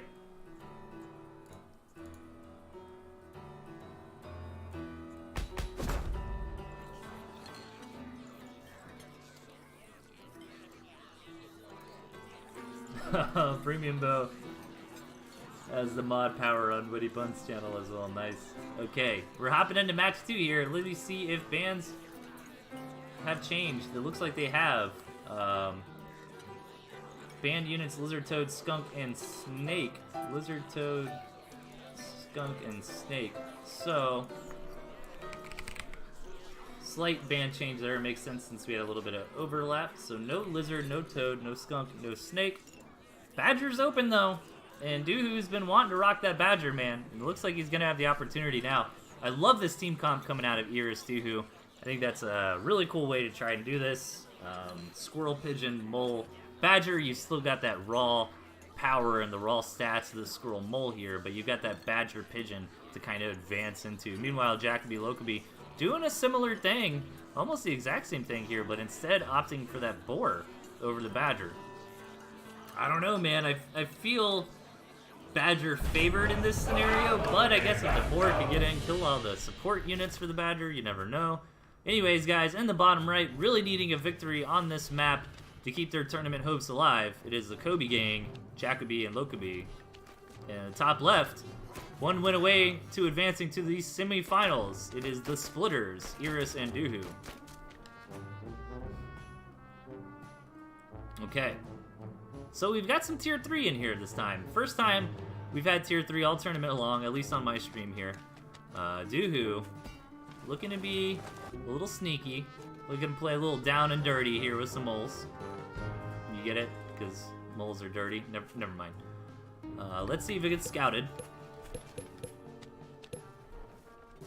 So far, nothing. But the safety warning coming out for Jacoby anyways. It's going to make these moles a lot less effective. However, one mole's already out, and Jacoby's out on the map scouting, so he's not going to be able to sell the farms. Nice early game victory here for Doohoo. Manages to take out a farm for a single mole. And well done there.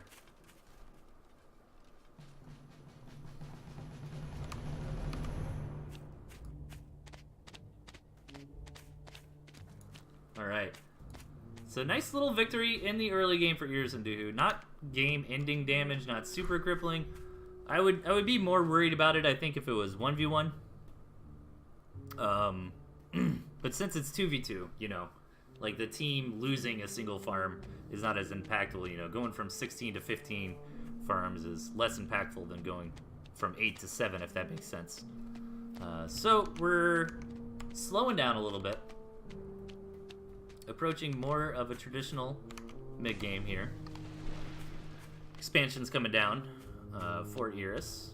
And overall the map is pretty even. A little bit favored this time around for the Kobe gang. As they're going to have access to third bases, where the splitters only have access to second bases. Assuming, of course, that these two gristmills go to the Kobe gang. However, we may or may not, that might not even matter. Most games of Tooth and Tail are decided on two-base play.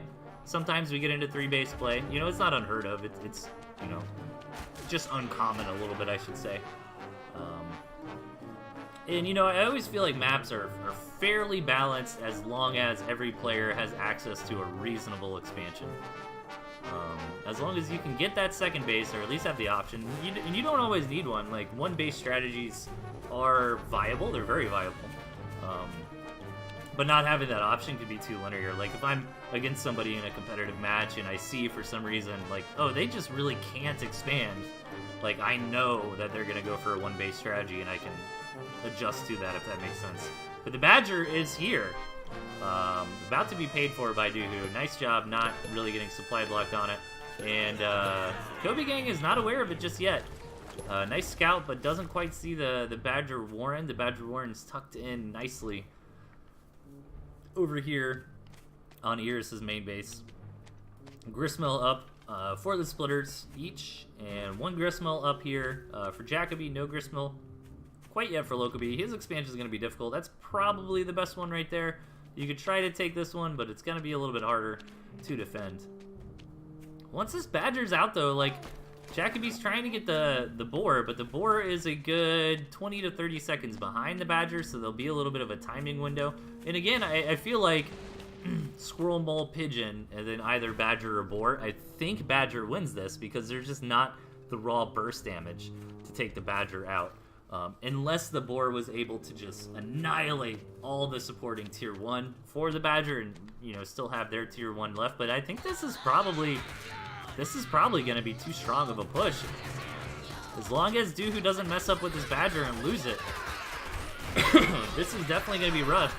The boar is almost here, though, so you can see the Kobe gang is trying to hold on as long as they can before that boar comes out, but it looks like they're going to be forced to engage here. This Badger wound up, wrecking everything. The boar's getting to the party a little bit late. The boar is here now. Now keep in mind that flamethrower is going to deal damage to the Badger as well as to the tier 1 units with that nice area of effect damage. So that could be a little deadly. And wow, the Badger is the boar is doing quite nicely so far in this engagement. Better than I thought, and this Badger's losing. Yeah, that's what I was saying. Like I felt like Badger would probably win that, but if the boar is able to take out those support units, the Badger needs a big healthy army to be able to do what it wants. Both tier 3 hanging on. The boar looks like it's getting moved up to be sacrificed, however, though, with the big boar explosion. I'm not sure if that was the right play. I think it would have been better to try to keep that boar alive, to pull it back, because now that firepower is out of the battle here, I think players overestimate that boar bomb from time to time. It's really not a ton of damage. And I think that the boar could have been pulled back, but it's a split-second decision, you know? Jacoby was hoping that boar bomb would be just enough to get in there and win that engagement, but it wasn't. The Badger stays alive. Nicely done. Closer than I thought with that boar versus Badger engagement, but in the end, the Badger coming out on top, and that is going to push the Splitters up into the semifinals. I believe this is best of 3.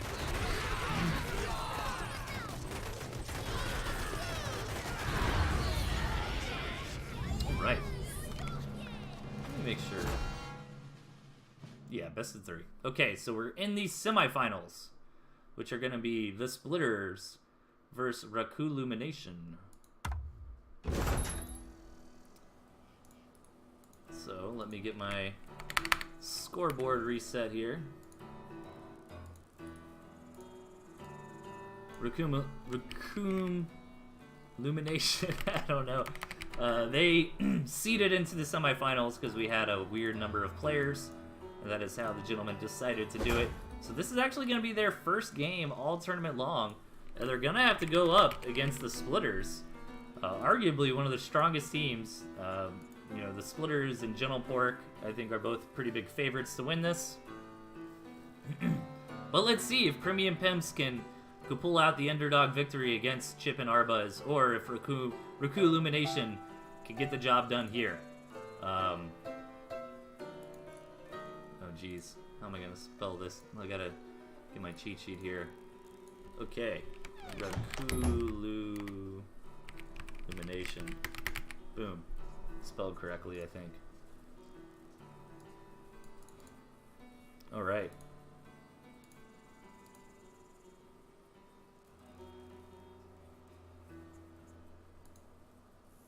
Okay, we should be getting into this game very shortly. We need to, I think, we need to wake up Blue Coon and Illuminati and make sure they're ready to rock and roll, because they have an Illuminatus, I should say. Because they have not played yet, but it looks like they're both in Discord, ready to go.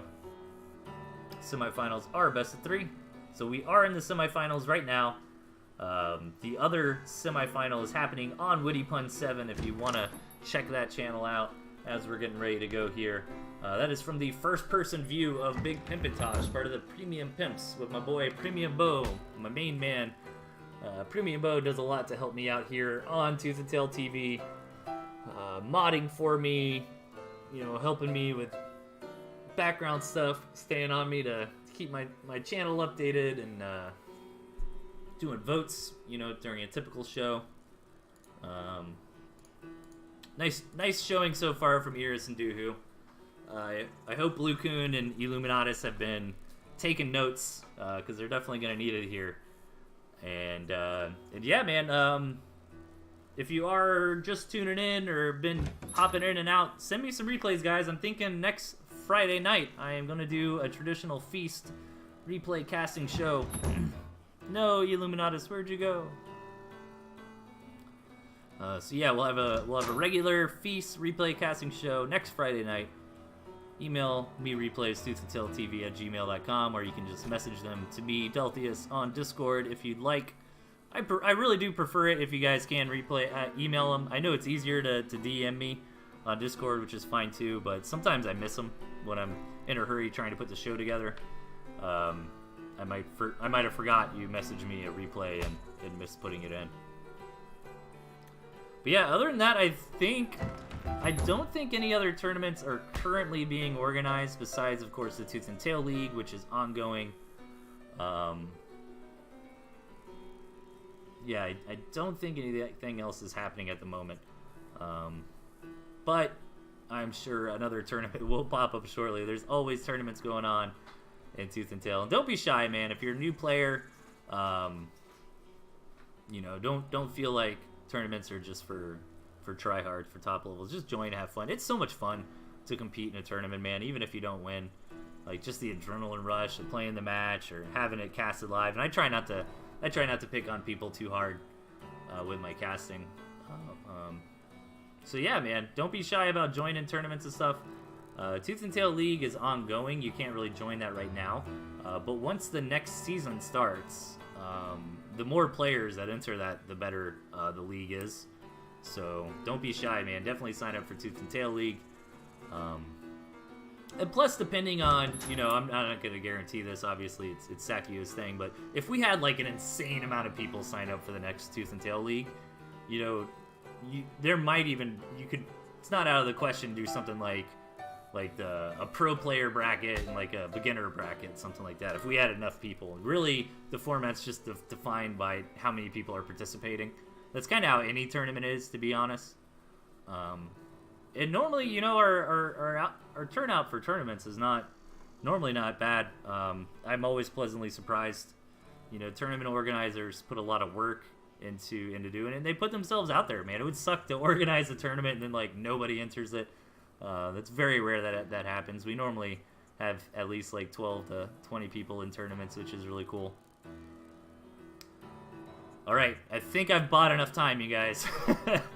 And I'm getting a workout on time filling today, dude. I haven't streamed in a while, man, so I guess I could use the exercise. Just sitting here talking to myself. But okay, alright, we're getting into it. Oh crap, what are the bands? Oh god, bands? Okay. Splitters banning Toad and Lizards. Toads, Lizards. And Pigeons and Moles coming out from Illumination. Pigeons, Moles. Misspelled pigeons. There we go. So you've got Toad, Lizard, Pigeon, Mole banned. So every tier 1 butt squirrels are banned this game.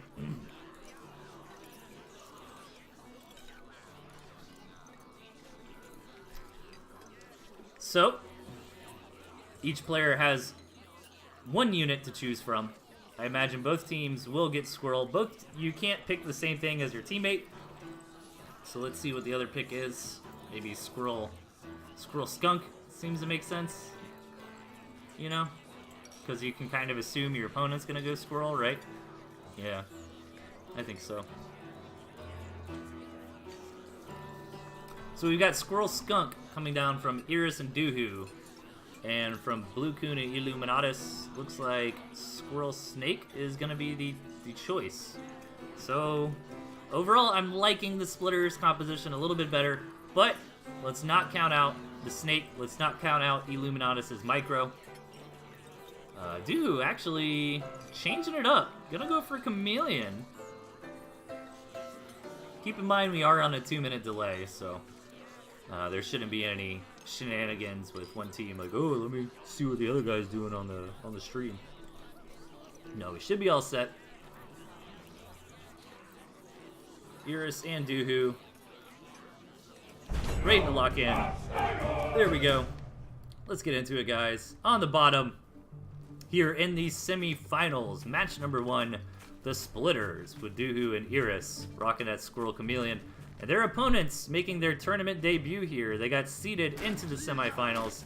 It is Blue Coon and Illuminatus with Squirrel Snake. Now, I think I like Squirrel Snake better than Squirrel Chameleon. Because I feel like snakes deal with chameleons quite nicely. But I'm not sure if that statement is true when we get up to numbers like 8 chameleons, 8 snakes, things like that. Like, I feel like the chameleons should be able to burst down on the snakes, but it might come down to target fire on the snakes if they can get, you know, does Illuminatus know how many stacks of poison off the top of his head it takes to kill a chameleon, right? And then tries to micro and tag every chameleon for that. I don't know. Is it 3? Is it 4? I'm not so sure. I've never really been a super big snake player. Map looks good here for the Splitters, though. Like, you cannot you cannot complain about this start. They're on the high ground. They've got easy second bases. They've got easy campfires. And meanwhile, on the other side, this looks rough for Illuminatus and Blue Coon. If I was them, I might be considering a 1-base option here. They don't have good expansions. You know, here's 1 gristmill here, but it's really, really close to the high ground here of the Splitters. That's not the spot you want to be with your expansion. It'd be very difficult to hold They could try to come over here, take these bases, but again, this gristmill is quite close to one of the bases from the splitters. And yeah, I'm a little bit worried here. I mean, this gristmill, there's not really a good expansion option for our blue and red team here. They can snag this campfire, which will help give them a little bit of gas. But I think they're just going to have to go for it, man. They're going to have to come in hard and heavy. Maybe try to hit right as Iris and Doohoo start to invest in their second bases, right? And then it's like, okay, you've invested a few hundred food into second bases. I have not. Therefore, for this little bit of a window, I've got a bigger army than you. Let me try to hit then. I think that's the move to make. If this game just continues, like, the thing is, Raku Illumination have to be the aggressors here. They have to be the drivers. You know, the splitters don't have to do anything. They can just hang out. You know, macro up, chill, and they will win eventually. Like, Blue Coon and Illuminatus have to attack, man. They've got to make it happen. And 8 snakes is quite a bit. We haven't seen too much of farm investments yet. Yeah, they're going to go ahead and try to grab this gristmill. You know, not a bad idea. You might as well. But are they going to hard commit in? The snakes should be able to just get some free hits down on the gristmill. Pull back. Are the chameleons going to engage? They come out of the shadows. But I believe one of them at least is going to die. Yeah, a couple of them die. Yeah, the chameleons are just not performing that good against the snakes today. Wonderful victory here for Raku Illumination. And they're going to push in with several snakes still alive, quite a few squirrels to help buffer on the front, deny that expansion from their opponent, and now they're starting to gain some of this ground here. And it's going to give them a lot of breathing room for that second base that Illuminatus is trying to cook up behind this. Nice micro so far by Illuminatus, keeping these snakes alive. Oh, wow, and they are going to continue the aggression. I think this is the right play. As I was mentioning earlier, they want to be aggressive here. They don't want the game to go to a macro style. Taking this gristmill here is going to expand their territory, allow them to build proxy warrens, allow them to heal up outside of combat. And here we go, another big engagement. Chameleons this time doing a lot better. Knocking through most of the squirrels, but again, just the snake poison. Really giving it to those chameleons, man. And a couple snakes are left alive. Starting to do some real damage here. The splitters have been playing phenomenally today, but Raku Illumination on a map that's not favored for them. Really taking a nice upset underdog victory, in my opinion. As Doohoo is knocked out of the game, or Iris rather, tapping out. And look at this, man. I'm hyped. I did not expect this to happen. All right, we got a point on the board for Raku Illumination. I'm especially proud of them there. Because that map was much better for their opponents. And this is good. You know, you win the game where your opponents have the better map, and then ideally, you win the game where you've got the better map too, you know? So, nice showing there. I feel like chameleons weren't a good pick, you know? They could have been good if there weren't snakes, I feel like. I think the chameleon, you know what? I actually think I understand what Doohoo was going there. I think he anticipated their opponents were going Squirrel Skunk and wanted to go Squirrel Chameleon to try to deal with that, because I think the chameleons actually would have worked very nicely there against skunks. But that was not the case. So now Splitters is now banning Lizard Snake. Splitters do not want to deal with the snakes from Illuminatus again. So let me update those bans. So no snakes this time around.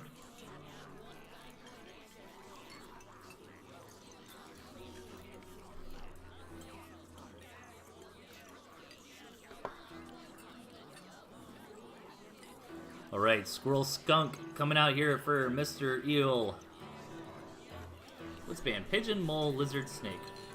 Right? Pigeon, Mole, Lizard, Snake. Yep.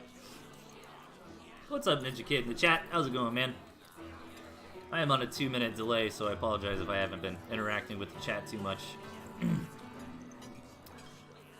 Pigeon, Mole, Lizard, Snake is banned. Blue Coon with the Toad Badger, my man. Dude, do it. Come on, you're up a game. Do it. Do it.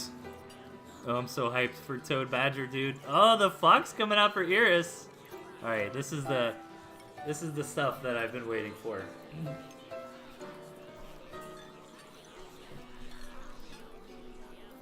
This is the nonsense. We're getting a little bit silly here. I don't know. Is it silly? Are Toads silly? I don't know. Like, you've got Skunks on your team, right? So you've already got a form of AoE. The Badger without pigeons, though. However, Snake is banned, right? So you know you don't have to deal with the Snake, which deals with Badger quite nicely. Chameleon Falcon. Okay. Alright, on the right, up one match, we've got Raku Illumination with Blue Coon and Illuminatus.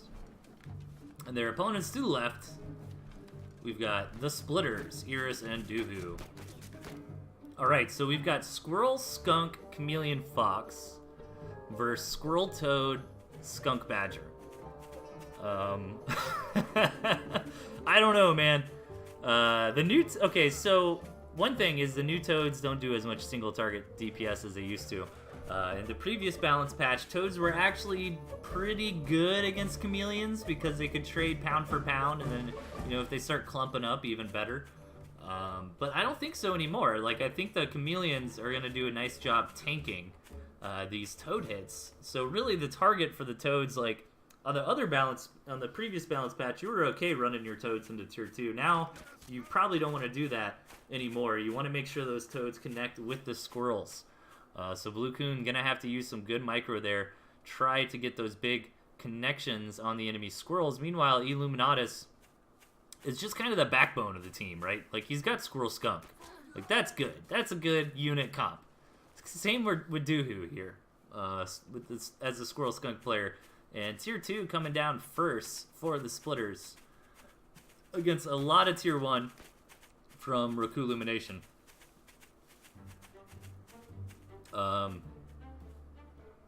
So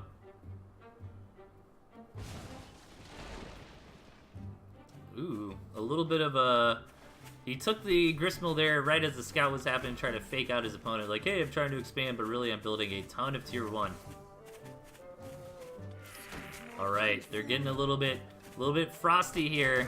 Dude, I want to see him just run Toads into Gristmills, man. He's just going in. Oh, that Toad almost connected. Alright, 2 pigs down. Nice trade there, but they need to be careful not to overextend because the counterattack could be huge. But overall, a very strong opening, unexpectedly, from Blue Coon and Eel, man. The Squirrel Toads working very nicely, but the tier 2 is here now. And again, the Toads nowadays aren't as good against tier 2 as they were. Like, it's still nice if the Toads are doing their splash damage on the tier 2, but they really, really want to connect with those Squirrels. And Blue Coon sneaking out that Badger in the background. And here we go, the Toads marching forward, getting a lot of damage done, knocking out all the Squirrels, killing a Skunk. I don't know if it was cost effective, but it was awesome. But these Chameleons here with no snakes this time around are doing a good job. Nice job from Iris there, pulling them back, letting them heal up, not losing any Chameleons. But overall, those first 2 engagements weren't bad. I think maybe a little bit of Toad overkill there, but, you know, he did the job. Really, what Blue Coon's trying to do right now is just buy time. Like, he's got the Badger on the way. He's got just about enough money to pay for it. He doesn't want an engagement. He wants the game to continue for about a minute or 2. Let Illuminatus macro up a little bit, continue to build units. I'm kind of surprised we don't see Illuminatus with any Skunks of his own just yet. Iris throwing down this Fox Warren. It's probably not going to get scouted. It's tucked in nice and tight. Yeah, tier 3 is not known from either player, so the Splitters don't know about the Badger, and Raku Illumination do not know about the Fox. Now, the Fox, on paper, typically does well against the Badger, but the Fox is going to be quite far behind. Badger's finishing... The Badger will be on the board for about 30 to 40 seconds before the Fox is. So Blue Coon really, really needs to take advantage of that timing window. But there's just so much tier 1 here that the Fox might have trouble. Like, the Fox is not good against mass tier 1. Because you can be, like, killing things cost-effectively, but you gotta, like, shoot and run and shoot and run. And eventually the fox runs out of area to run away to, you know.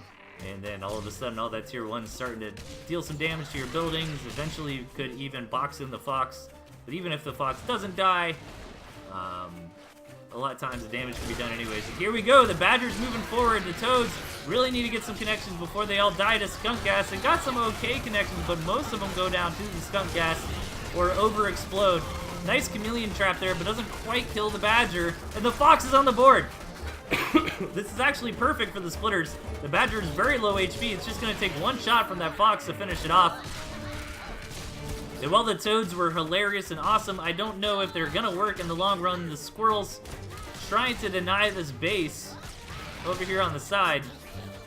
But the Badger is just so gosh darn low at this point. He needs to pull back into his territory, maybe even stand in the water. I feel like players constantly forget about that water healing, man.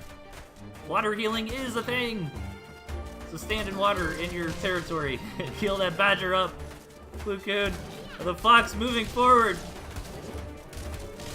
That Badger is very vulnerable. If that fox gets one shot on it, it will die.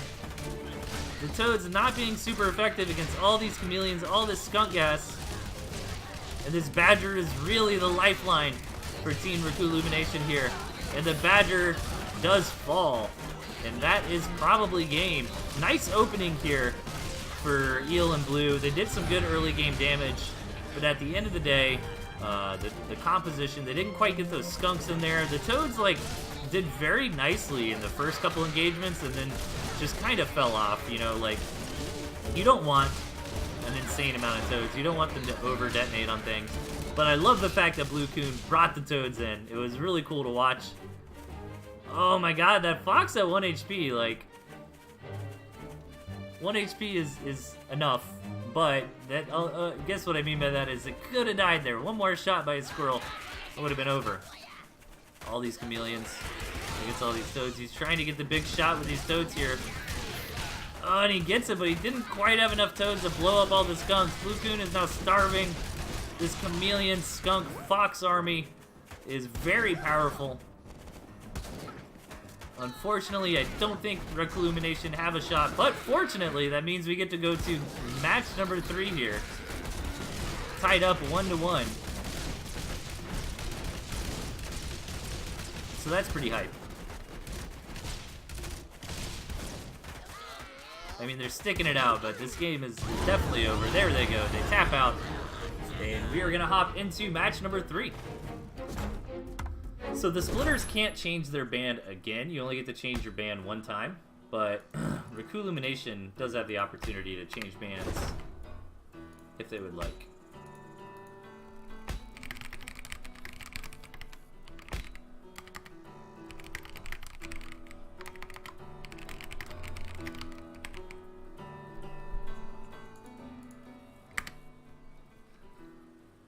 Alright.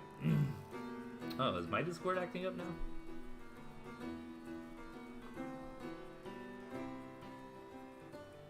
Okay, checking in and see if Blue Coon wants to change their bands. Again, the splitters already changed their bands once, so they can't change their bands again.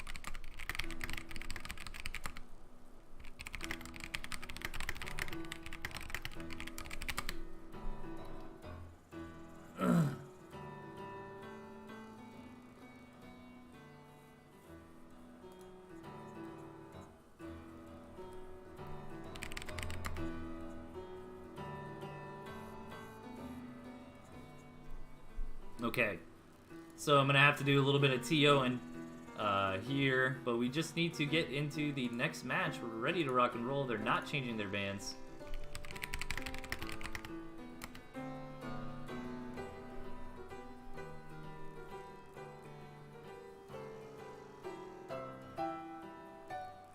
yeah, Discord is being a little flaky.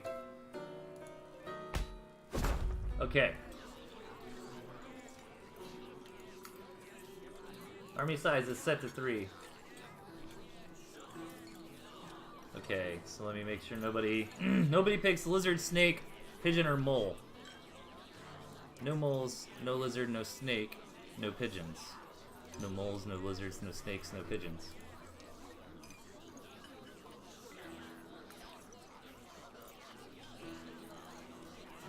No moles, no pigeons, no lizards, no snakes. Alright.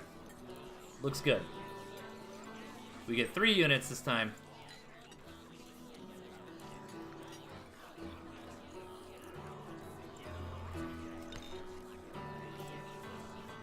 No pigeons, moles, lizards, or snakes from any player. Oh, bringing out that wolf. Ow! Alright, here we go. Oh, dude, I'd love to see some wolf badger. In the bottom right, we've got the splitters, Iris and Doohoo, with squirrel pigeon, skunk chameleon, fox badger. And in the top left, we've got Raccoolumination, aka, and Blue Coon Illuminatus, and they are running squirrel toad, skunk, falcon, badger, wolf. Chip is angry by lack of memes. Dude, did you not see the last game, the toads? That was kind of memery. That was a little bit of meme-ish. Some meme nonsense. Alright, let's see if anybody goes for pre-8 farm strategies here. Doesn't look like it so far. Might have a gentleman's agreement style game. Everybody just rocking them 8 farms and taking it from there. So Squirrel Toad is not bad. Wait. Jope is not supposed to have pigeons. Oh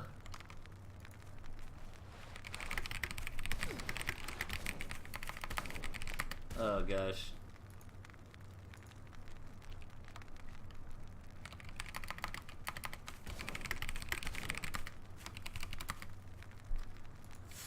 Well, I don't know. I guess we play it out. Dang it. I was watching closely, but Discord's having issues at the moment, so it's hard to communicate with players. I don't know what we're gonna have to do about that. Like, if the splitters win, do Raccoolumination get to say, you weren't supposed to have pigeons, and do a redo?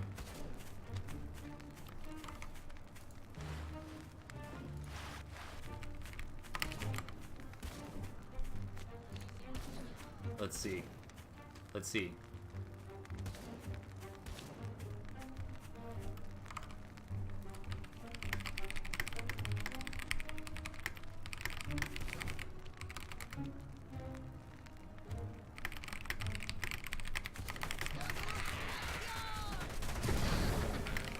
Yeah, okay. Yeah, I think we leave. I think we're just leaving the game.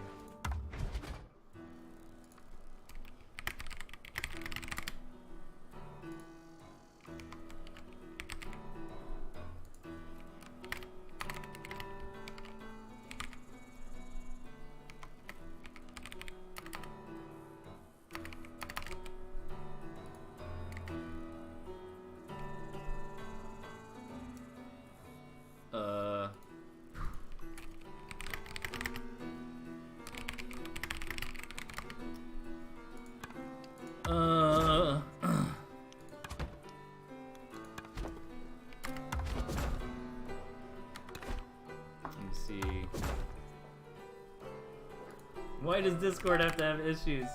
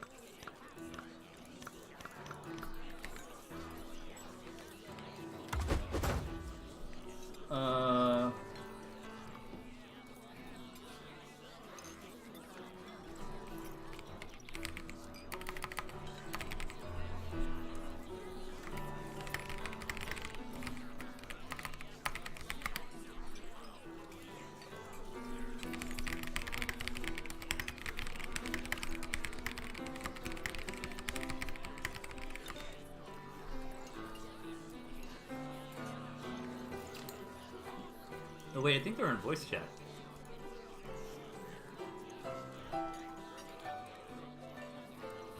Yo, What up, guys? You gotta. Pigeons are illegal. You gotta. They have pigeons. Hey, They have Get out. pigeons? Yeah, escape. pigeons? Run. Yeah. No, we'll Yeah. beat them. Let's kill them. Beat them at their own game, man. Never mind. No, you gotta. We already aborted the game. Just forfeit. Escape. Altar 4. Never. Yeah. Never. Kill them now. You're under arrest for illegal pigs. Never, man. Dude. Come on. Kill the fox. Dude, Eel, let's go through that back door you said you found. Let's just go over there and have fun. They're still going. We can't stop What are you them. doing? Come on. Screw them. We can't What are they stop doing? Dude. Wait for me, wait for me, wait for me. One moment, Delthius. One moment, man. Ah, all right. Come on, hurry buff, up. buff.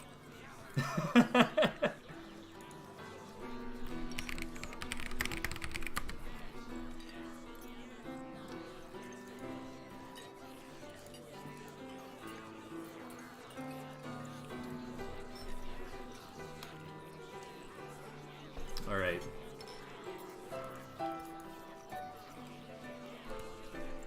Dude, why does Discord have to be acting up right now?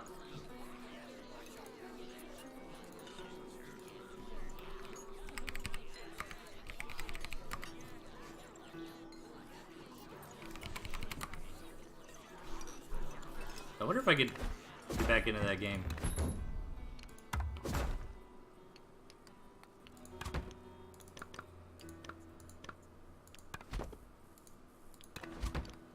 This is the police. Put your pigeon on the ground. Oh my god. It says they're in lobby.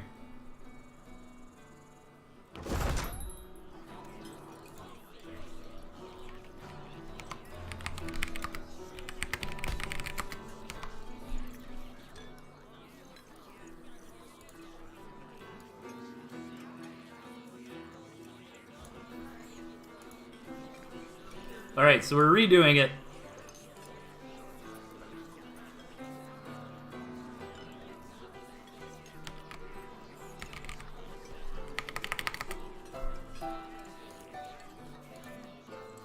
Oh, wait.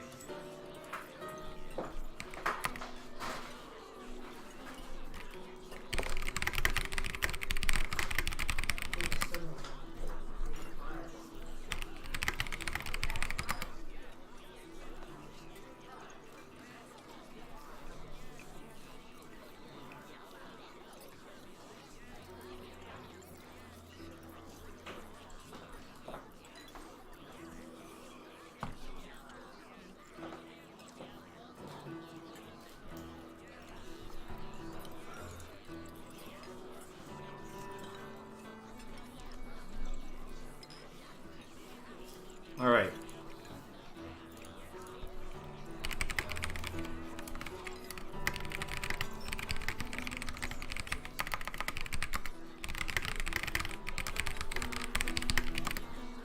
Oh, I can't type.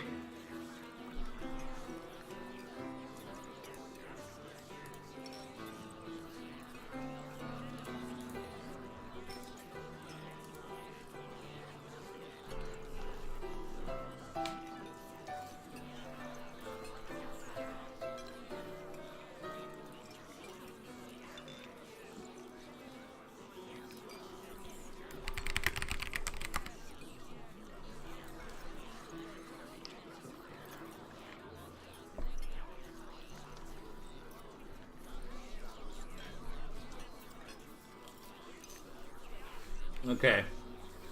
Everything's getting sorted out. Sorry about that, guys.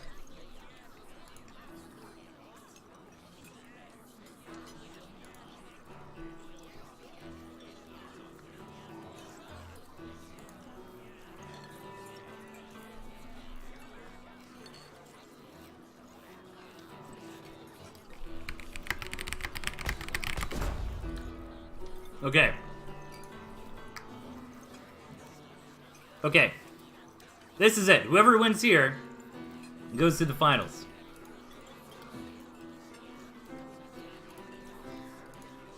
One to one. Tied up.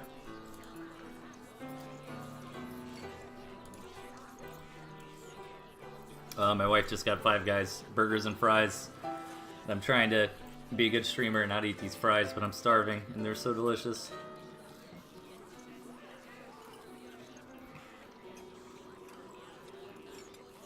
No lizard, snake, pigeon, or mole teams. Can't pick the same unit either. No.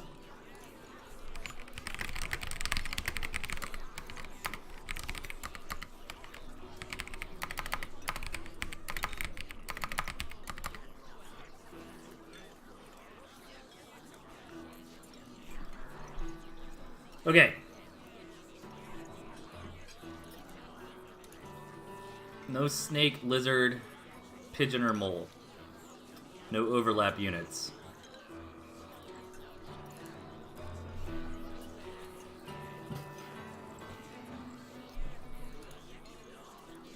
Who won the other semis? Between Premium Pimps and Dental Pork.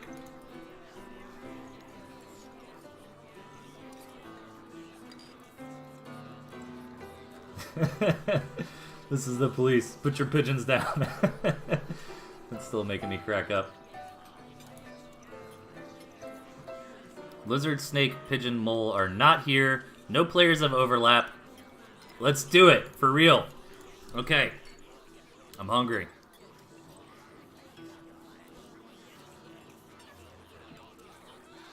Alright, I think we're good. Everything looks good. Alright. Beautiful. On the rights, we've got Raccoolumination with Blue Coon and Illuminatus, rocking Squirrel Toad, Chameleon Falcon, Wolf Mine, and on the left, we've got the Splitters, Iris and Doohoo, rocking Squirrel Ferret, Chameleon Skunk, Wolf Fox. Pretty crazy game, both players with some woofs. Both teams following the rules this time, which is good. Iris didn't intend to do it wrong. I think there was just miscommunication with the bans. But I wanted to call it because they were running Badger Pigeon, and it's like the whole reason that you ban pigeons. So somebody, because you're kind of banning Badger with it in a way, you know. So, alright. This map looks okay. Are those campfires like right outside their bases? That's super annoying.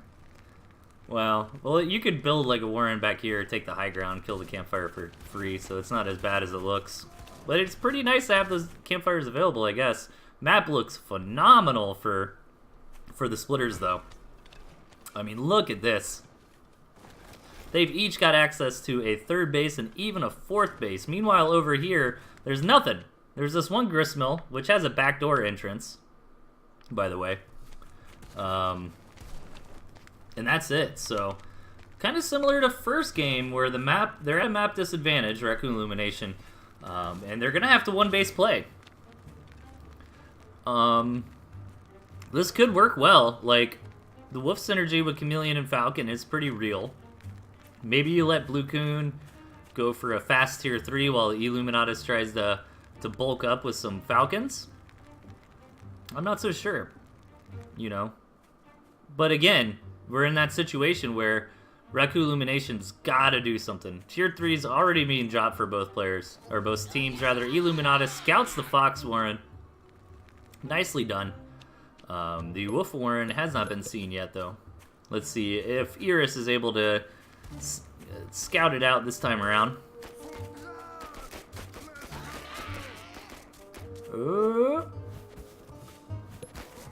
Does not see it. It was actually sold by Blue Coon.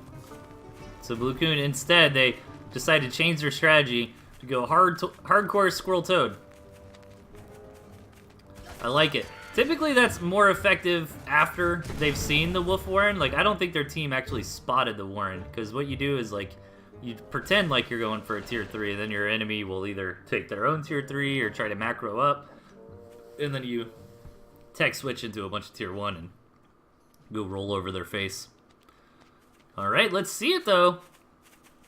Lots of Squirrel, lots of Toad coming out from Raccoolumination. Do they have what it takes to break through? Only one skunk on the board, but another one's coming soon. We've got mines here available for Illuminatus, which might come to play in this fight.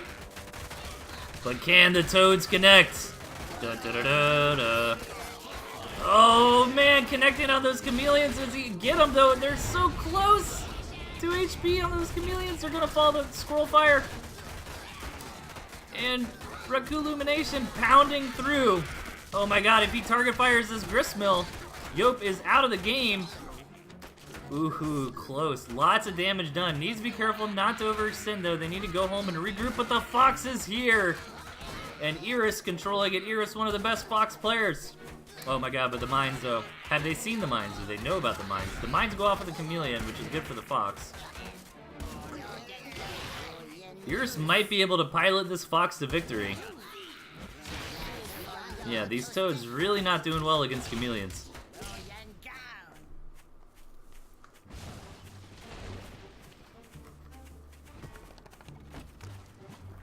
Man, that clutch Fox, dude. He took some damage. I got hyped because I thought Reculumination might be breaking through off that damage. But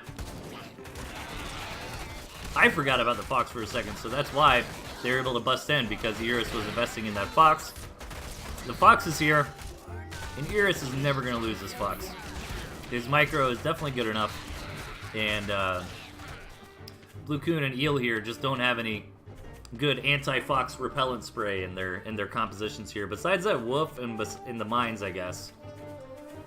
But Iris is going to be careful. The units are going to mine sweep for the Fox, so the Fox doesn't get caught off guard and just get blown up. The Wolf is really nice against the Fox because the speed boost, the attack speed boost, helps negate the Swift that the Fox has. But Blue and Eel know they have to come in and break it. That's so many Toads, dude. Toads with goats coming in here, blowing stuff up. But not doing the damage they need, I don't think.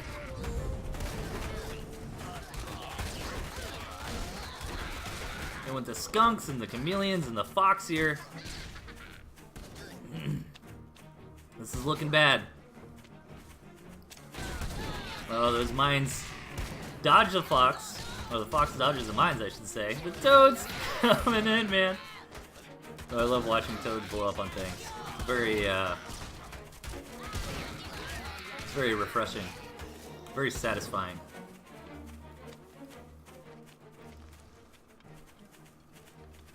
But, I mean, Iris is playing this right. He's macroing up. He's dealing more and more damage with the Fox. The counterattack coming in, or the flank attack, I should say, as the last alley-oop here. But there's no economy left for Reculumination. They didn't really have good areas to expand to. They didn't really try to expand regardless. They really wanted to win with that big 1-2 push. But the Chameleon's here to soak up the Toad hits. The Fox here unanswered to get free damage in over time. This is looking very good for the Splitters here to qualify to go in the finals against either Gentle Pork or Premium Pimps, whoever won that match. Hey, ToothAndTail, what's up, Thedora? Good to see you in the chats. We are in the middle of a pretty crazy tournament with bans and deck restrictions, all kinds of weird stuff here. Yeah, but this is what's the problem with Toads in this kind of situation, man. When they just overblow up, you know. 4 or 5 Toads killing a couple of units. And slowly but surely, the Splitters should be able to secure the win from here. Blue Coon and Eel are both just starving. They both don't have any army left. And nicely done. The Splitters will advance to the finals.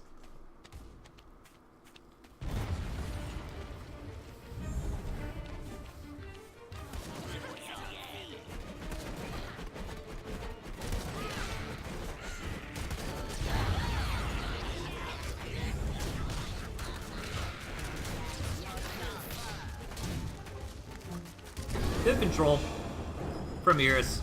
Nice game plan from Blue Coon and Eel. They almost had it in the early game, man. They were very close to blowing this gristmill up. Blue Coon with his one squirrel, the hero squirrel, trying to make it happen, but in the end, Iris and Doohoo held it off, got the Fox out, got out some strong units, got their economy up, and now they're on their way to the finals. All right. So the finals are best of 5, so it's going to be Gentle Pork versus the Splitters. How do I change map settings?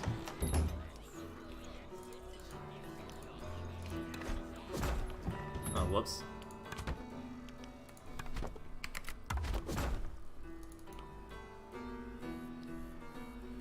I didn't mean to leave.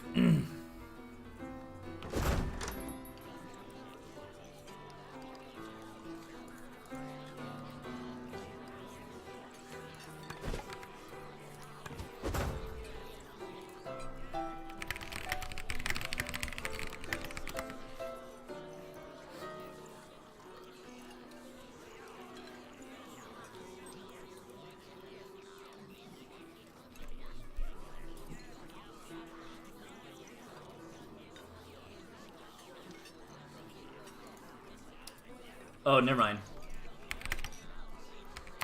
New lobby. Okay. Password finals.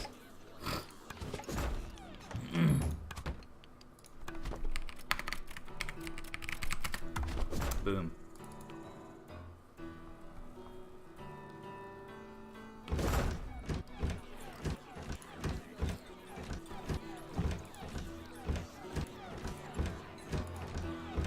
Right, so we've got Gentle Pork versus the Splitters.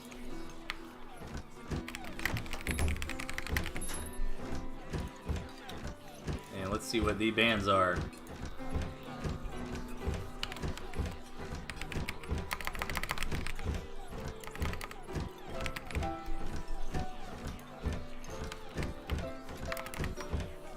Arbas.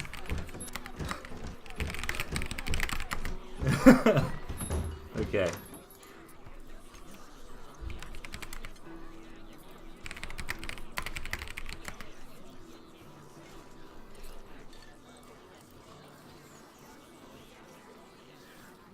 Okay, so we're waiting on the bans to come in.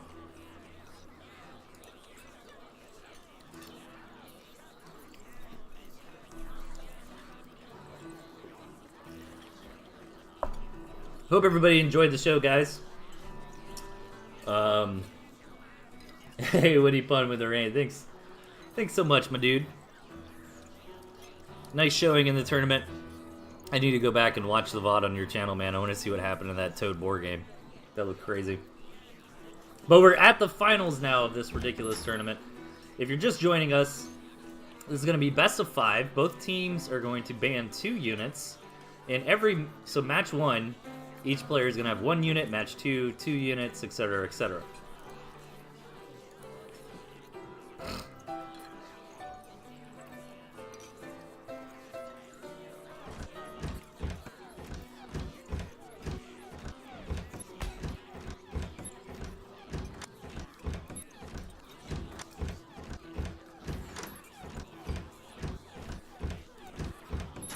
Our buzz. Being a pain, constantly switching. It's all good though. Let's see. Just waiting on bans to come in. Overall, this didn't take as long as I thought it would, though. To be honest, like it's about a 3-hour tournament. That's not too bad. We had a couple of hiccups here and there, you know, players showing up late, disconnect issues, that kind of thing.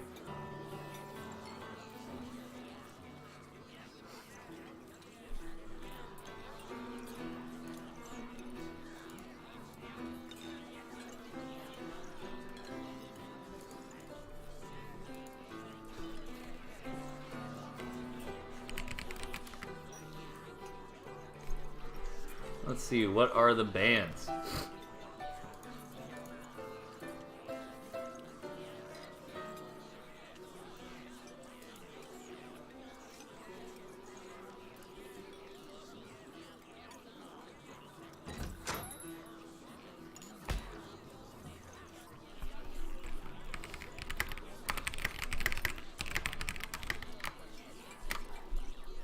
Lizard Mole coming out for Gentle Pork.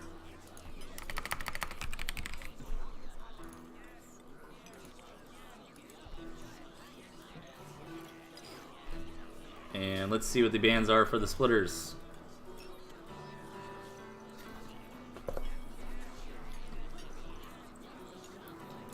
Splitters chose Lizard Snake.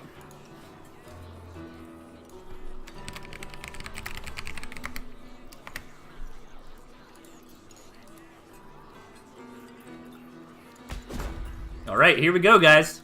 We are at the grand finals, so 1 unit each. Cannot use lizard, mole, or snakes.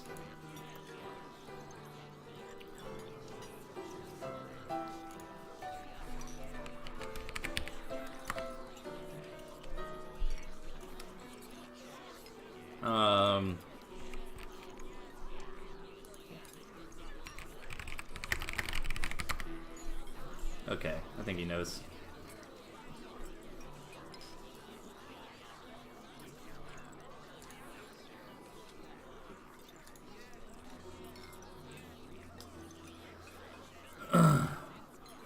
Okay, let's see what everybody decides. Surprised it's not Squirrel Skunk. I think both teams are trying to counter the Squirrel Skunk by going Squirrel Chameleon, is my guess. But Arbuzz just likes his chameleons overall. Kind of like I just like my ferrets. But anyways, guys, in the bottom, we've got Chip and Arbuzz representing Gentle Pork. And in the top, we've got Doohoo and Iris representing the Splitters. Alright. We are off to a good start this time.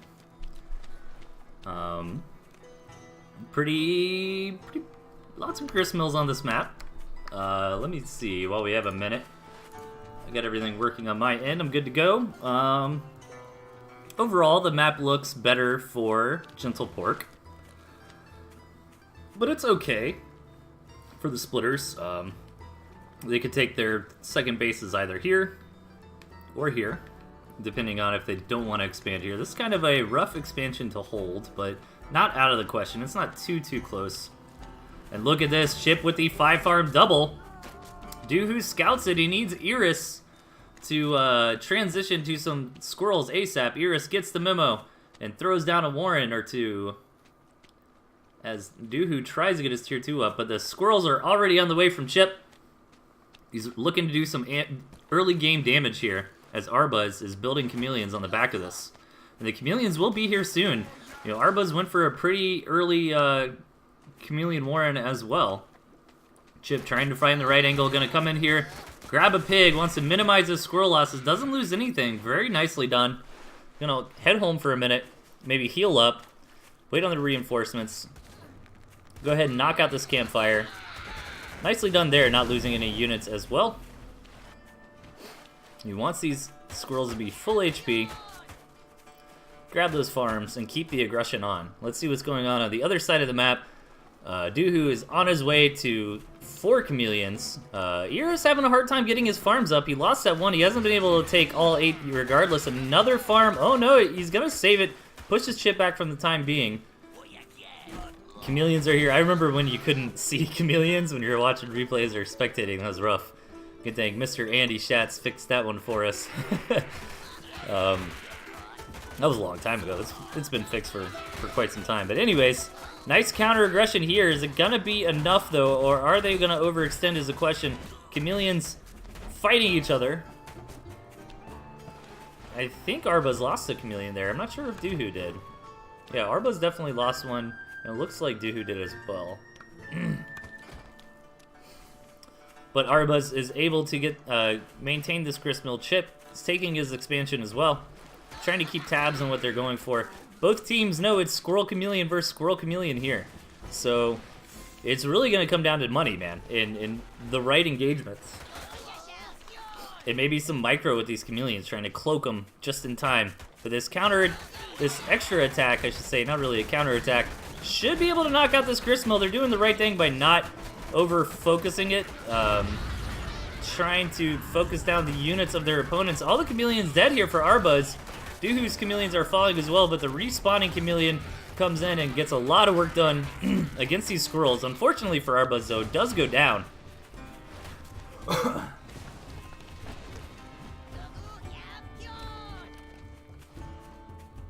Alright. So nobody's really been able to get a Gristmill yet. Like, Chip is probably the most secured as far as second bases go, but the pressure is going to maintain here on Arbuzz's base. Meanwhile, Doohoo and Iris have established their own Gristmills. They're going to throw down a couple farms. They don't want to throw down too many. They need to make sure they expand at a moderate rate to not just get overwhelmed. But I'm pretty sure they won that last engagement, so their army value should be a little bit stronger here. They're going to move in again. 6 chameleons versus 4, and a superior squirrel count for the splitters as well. They came into this fight with more squirrels and more chameleons, and are doing very nicely. The army of Gentle Pork is depleting. Real damage is starting to get done to warrens and farms here. Iris needs to be careful not to overextend, but overall that was a nice victory. Chip losing a couple warrens there, losing a pig, and overall the splitters, you know, traded pretty well in that engagement. So this is looking good for the splitters, man. Chip and Arbuz need to scratch their heads and figure out a way to get back into this. With such limited units, though, it's kind of hard. They just need to take a fight with good positioning, man. These chameleons from Arbuz really need to get in there, tank some damage, re-stealth in time. But this is just compounding here. Arbuz is going to try to flank setup with the chameleons, but Doohoo is hip to what's going on with that. Trying to keep his chameleons in the right spot as well. Hard engagement coming on here. Chameleons are going to fight each other as the squirrels fight one another as well. The target firing seems to favor Arbuz there, but Doohoo just has too many chameleons. A couple get left over. All the squirrels die for Iris, so Chip manages to push back the squirrels, but Doohoo winning in that chameleon engagement, keeping a couple chameleons alive to boot.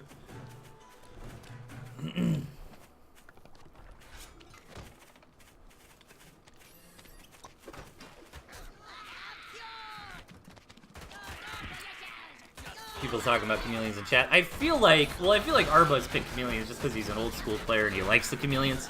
But I feel like the chameleon choice was to counter squirrel skunk from their opponents. If I had to try to overanalyze this, right? Because chameleons do pretty well against the skunks.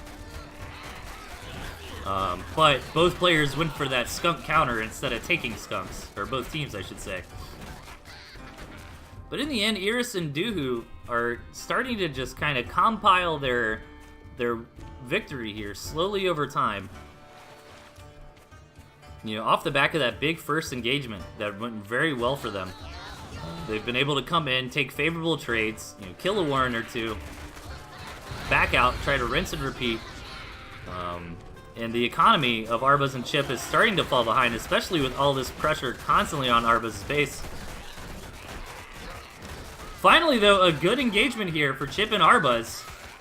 They win that fight with flying colors, plenty of chameleons left over for Arbuz. Chip moving in, gonna finally get some counter damage done. This is exactly what they needed to get back into this game.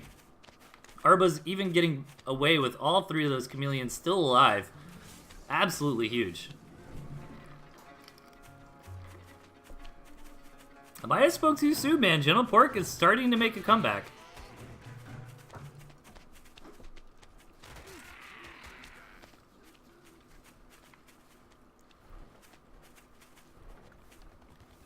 Kind of muscling for position here. What Arbuz really wants to do with these chameleons is like sneak attack, but it's hard to do any kind of ambushy backstepping because then you're not in position for the real fight.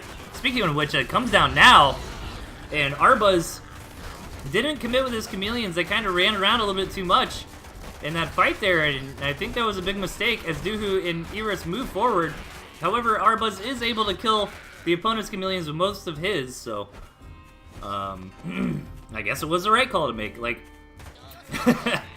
like it looked awkward to me at first because Arbuz like engaged and then his chameleons were kind of stuck there for a second, then he ran away with them. But it ended up working out as he refocused his chameleons' efforts on killing the opponent's chameleons. And the squirrel count from Chip is just continuing to rise. Good target fire from Chip, good micro, good back row on the back of this. And if this Gristmill goes down for Iris, that is some critical damage here. That might be too much for game number 1. Yep, they decide to tap out. And Gentle Pork goes up 1 match. It's a best of 5, so now teams can change their bans. They can only change their ban once. throughout the round. So, and then this time, everybody gets 2 units.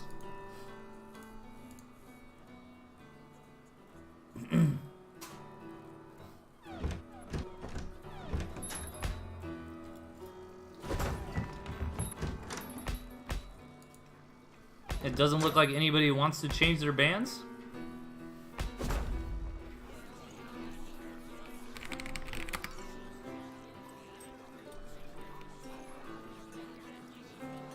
Yeah, bands are gonna stay.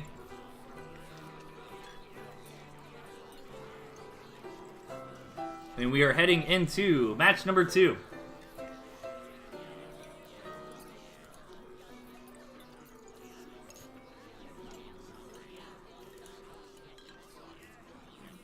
I guess I could, like, put these in the middle here.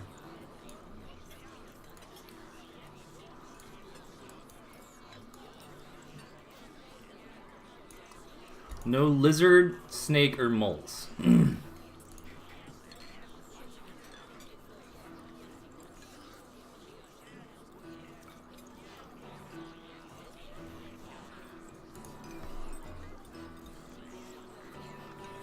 Okay, no lizard, snakes, or moles. No player overlap. All the rules have been followed. And we're ready to hop into match number 2 as soon as Chip readies up.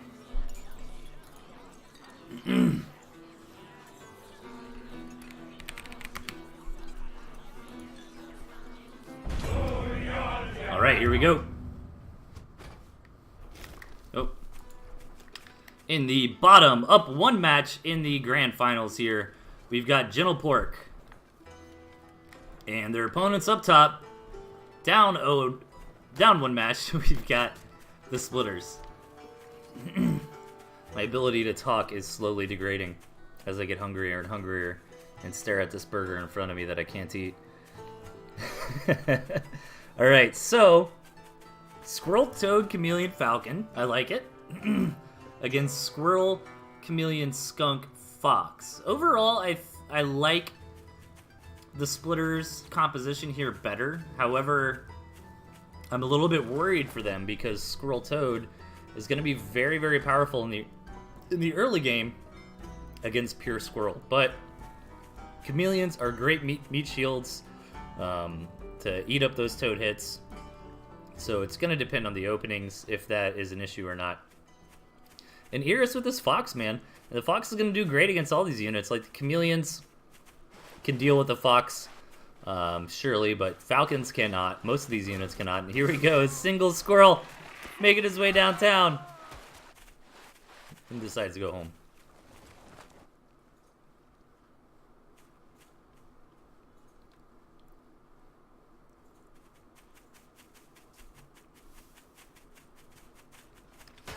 Alright, so no harm, no foul in this opening thus far. Chip with quite a few squirrels, opening a bit aggressive. Imagine he's going to grab that 8th farm here in a second. Arbuzz with that chameleon opening. Getting more and more chameleons here. We've been seeing chameleons a lot today. Chip, where's your 8th farm? There it is. Alright. Lots and lots of chameleons today. Iris, is he doing it? Is he doing it? I think he's doing it. I think he's doing it. Iris, do it. Do it, Iris. Iris. No. This is supposed to be more dramatic. Iris, you ran out of time. Oh, Iris, do it. Do it. Nice. Okay, here we go. Big engagement coming out front as Chip and Arbuzz move in. Ooh, so far so good. Chip breaks through. Couple squirrels left. Is it going to be enough to kill this tier 2 Warren? That's all he wants. Is he going to get it? He gets it. And he backs out of there. But the reinforcing chameleons from Arbuzz makes this a little bit more deadly. Some damage has already been done.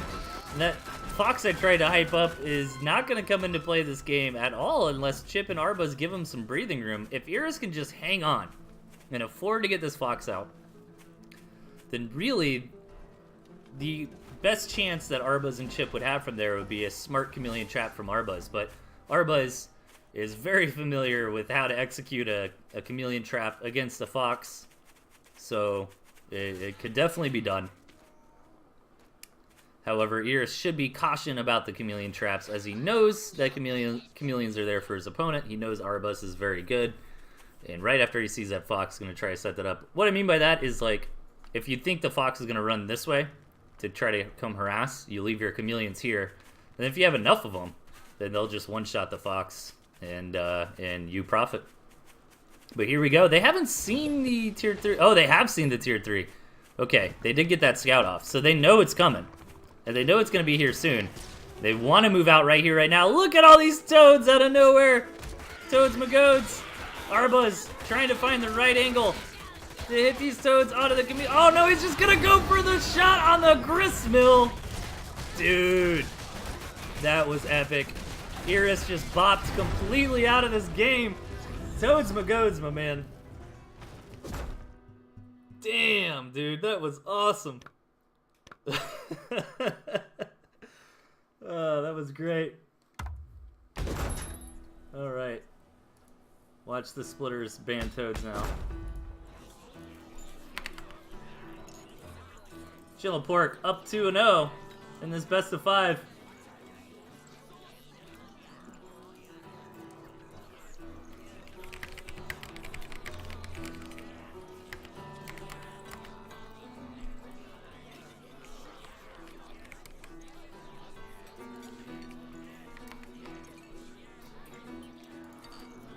We're double checking if anybody wants ban changes.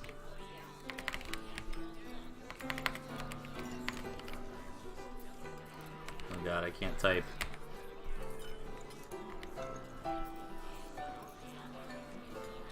Doesn't look like it.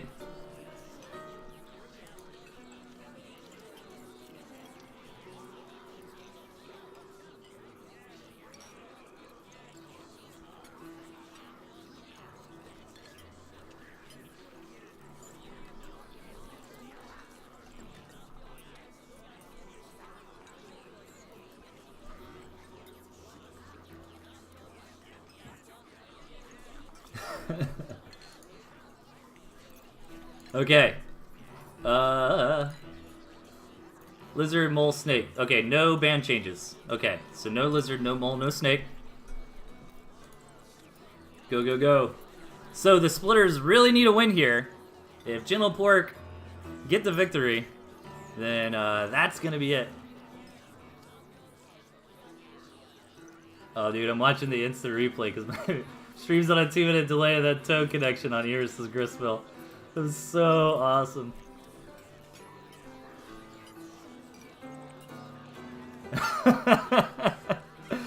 Oh god, that's so good. Alright, here we go, guys. Seeing the chat's reaction to it now. In the bottom right, up 2 games. They just need to win 1 more to be the champions of this very strange tournament. We've got Chip and Arbraz representing Gentle Pork. And their opponents to the left really need a victory to stay in it here and keep this tournament going. We've got Iris and Doohoo as the splitters.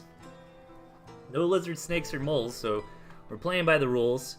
So we've got Squirrel, Toad, Pigeon out of Iris and Doohoo, which is pretty sharp. And they've got either Fox or Badger, or both, to fill it up with. Chip, since he's seen that Iris wants to play Fox, he's gone for the balloon. Chip, one of the high-level players that still likes to use the balloon. I think Jet uses it as well.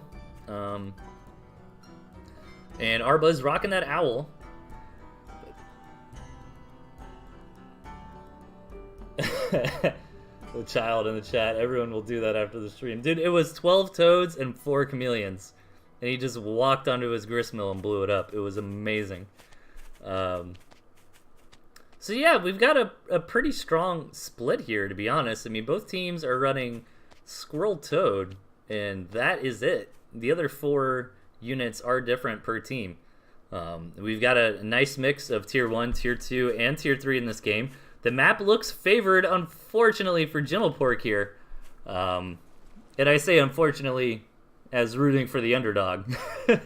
But the splitters do have 1 base, at least, to their name. And maybe they could take this one. It's kind of a stretch. But this is very nice for Chip and Arbuzz. They've got 3 bases each in a nice compact scenario. They've even got these campfires on the backside if they really wanted that.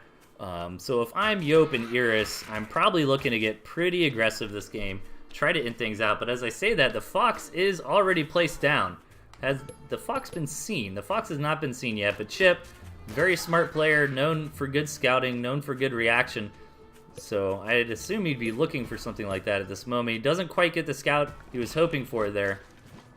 And this could be good, you know, a surprise Fox is very nice, but the thing about going for a Fox this early is your team's army is not going to be super strong compared to what the other team has put out, because 360 food from Iris is going to be invested into a unit that's not on the board yet. However, the Skunks this time around should help deal with all this tier 1.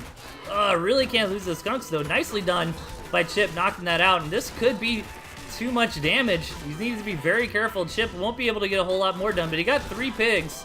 Meanwhile, Arba's over here on the other side, getting work done with these chameleons. Gets 3 pigs as well. Only loses a single chameleon there. Or 4. Did he get 4? Wow. So, they've taken some damage, but Dooku and Iris aren't out yet. They've got the Fox. Iris has really got to pilot this thing to victory. However, Chip's got the balloon, so right when he sees that Fox, man, he's just going to throw up a balloon and make it very, very difficult for the Splitters here. The Splitter's trying to grab this Gristmill over to the side. It's going to be hard to defend. It's so close to your opponents. But the Fox is here. There's a lot of Skunks to help deal with the squirrels on the ground. The Fox does okay against the chameleons. It helps, you know, shoot down their big HP count. But now that Chip sees the Fox, he knows it's time for a balloon if he can manage it. Army's a little bit split here. Iris move it in. This is it, man. Chip knows he doesn't have time for a balloon. They've got to take the right angle. They've got to take the right engagement here. Good skunk cast going down. The Splitters pull back, and so far the engagement's not going terrible for them. Keep in mind how much economic damage Gentle Pork did earlier on. They killed like 6 to 7 farms. Iris pushing in, trying to deny this expansion. Nicely done by the Splitters, but these Skunks are not long for this world, and once these Skunks are gone, that's the majority of what's been buffering for this Fox here. You gotta have these Skunks. More Skunks show up. And the Toads and Chameleons chasing down these Skunks. They managed to get one.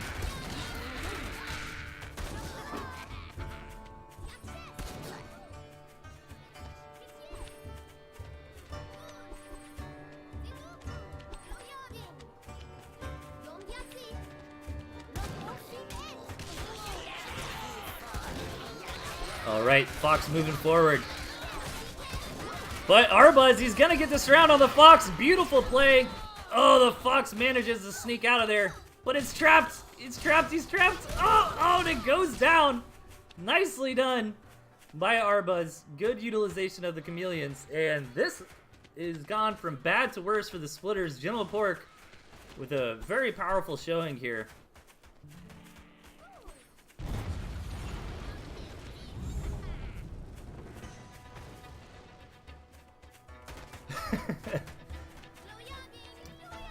I'm getting called biased in the chat. Listen, I always try to root for the underdog, right? Dude, every stream is biased. All right. Nicely done by Arbuz. And this is probably it. That chameleon trap, the early game damage, I was hoping that the Splitters could get back into it with that good Fox play. But nicely done by Arbuz. Organizing that chameleon trap and getting the victory here.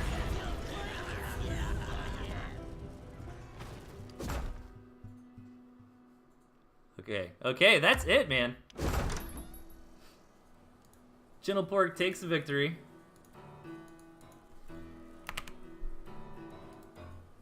Nicely done.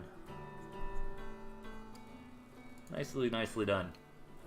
3-0 grand finals for the Gentle Pork. Did they lose at all? Premium Pimps took a game off them.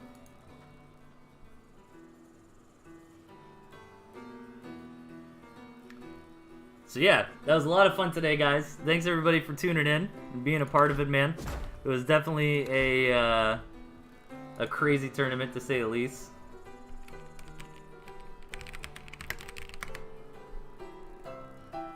I had a lot of fun, man. Really cool to see constant different types of tournaments here in Tooth and Tail. We had a couple hiccups, but I think overall it went pretty nice. We clocked in right around 3 hours, so pretty standard tournament length.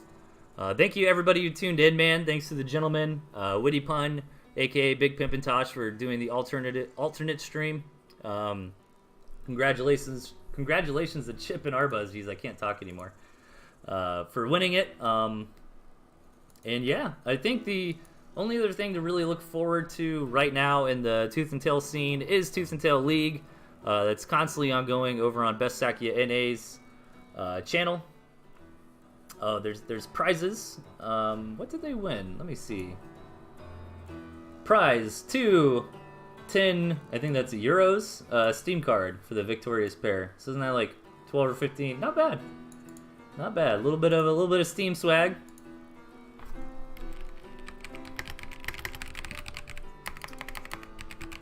Yeah, man. So definitely check out Best Sakia NA's Tooth and Tail League.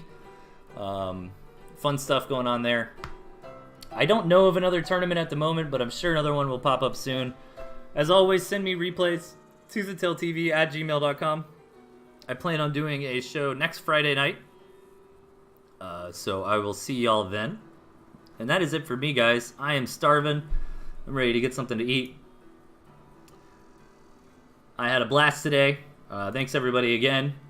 You're all a bunch of beautiful nerds. Have a wonderful rest of your weekend. Shoot me some replays, and I will catch y'all next Friday night. Take care, everybody. Have a good night.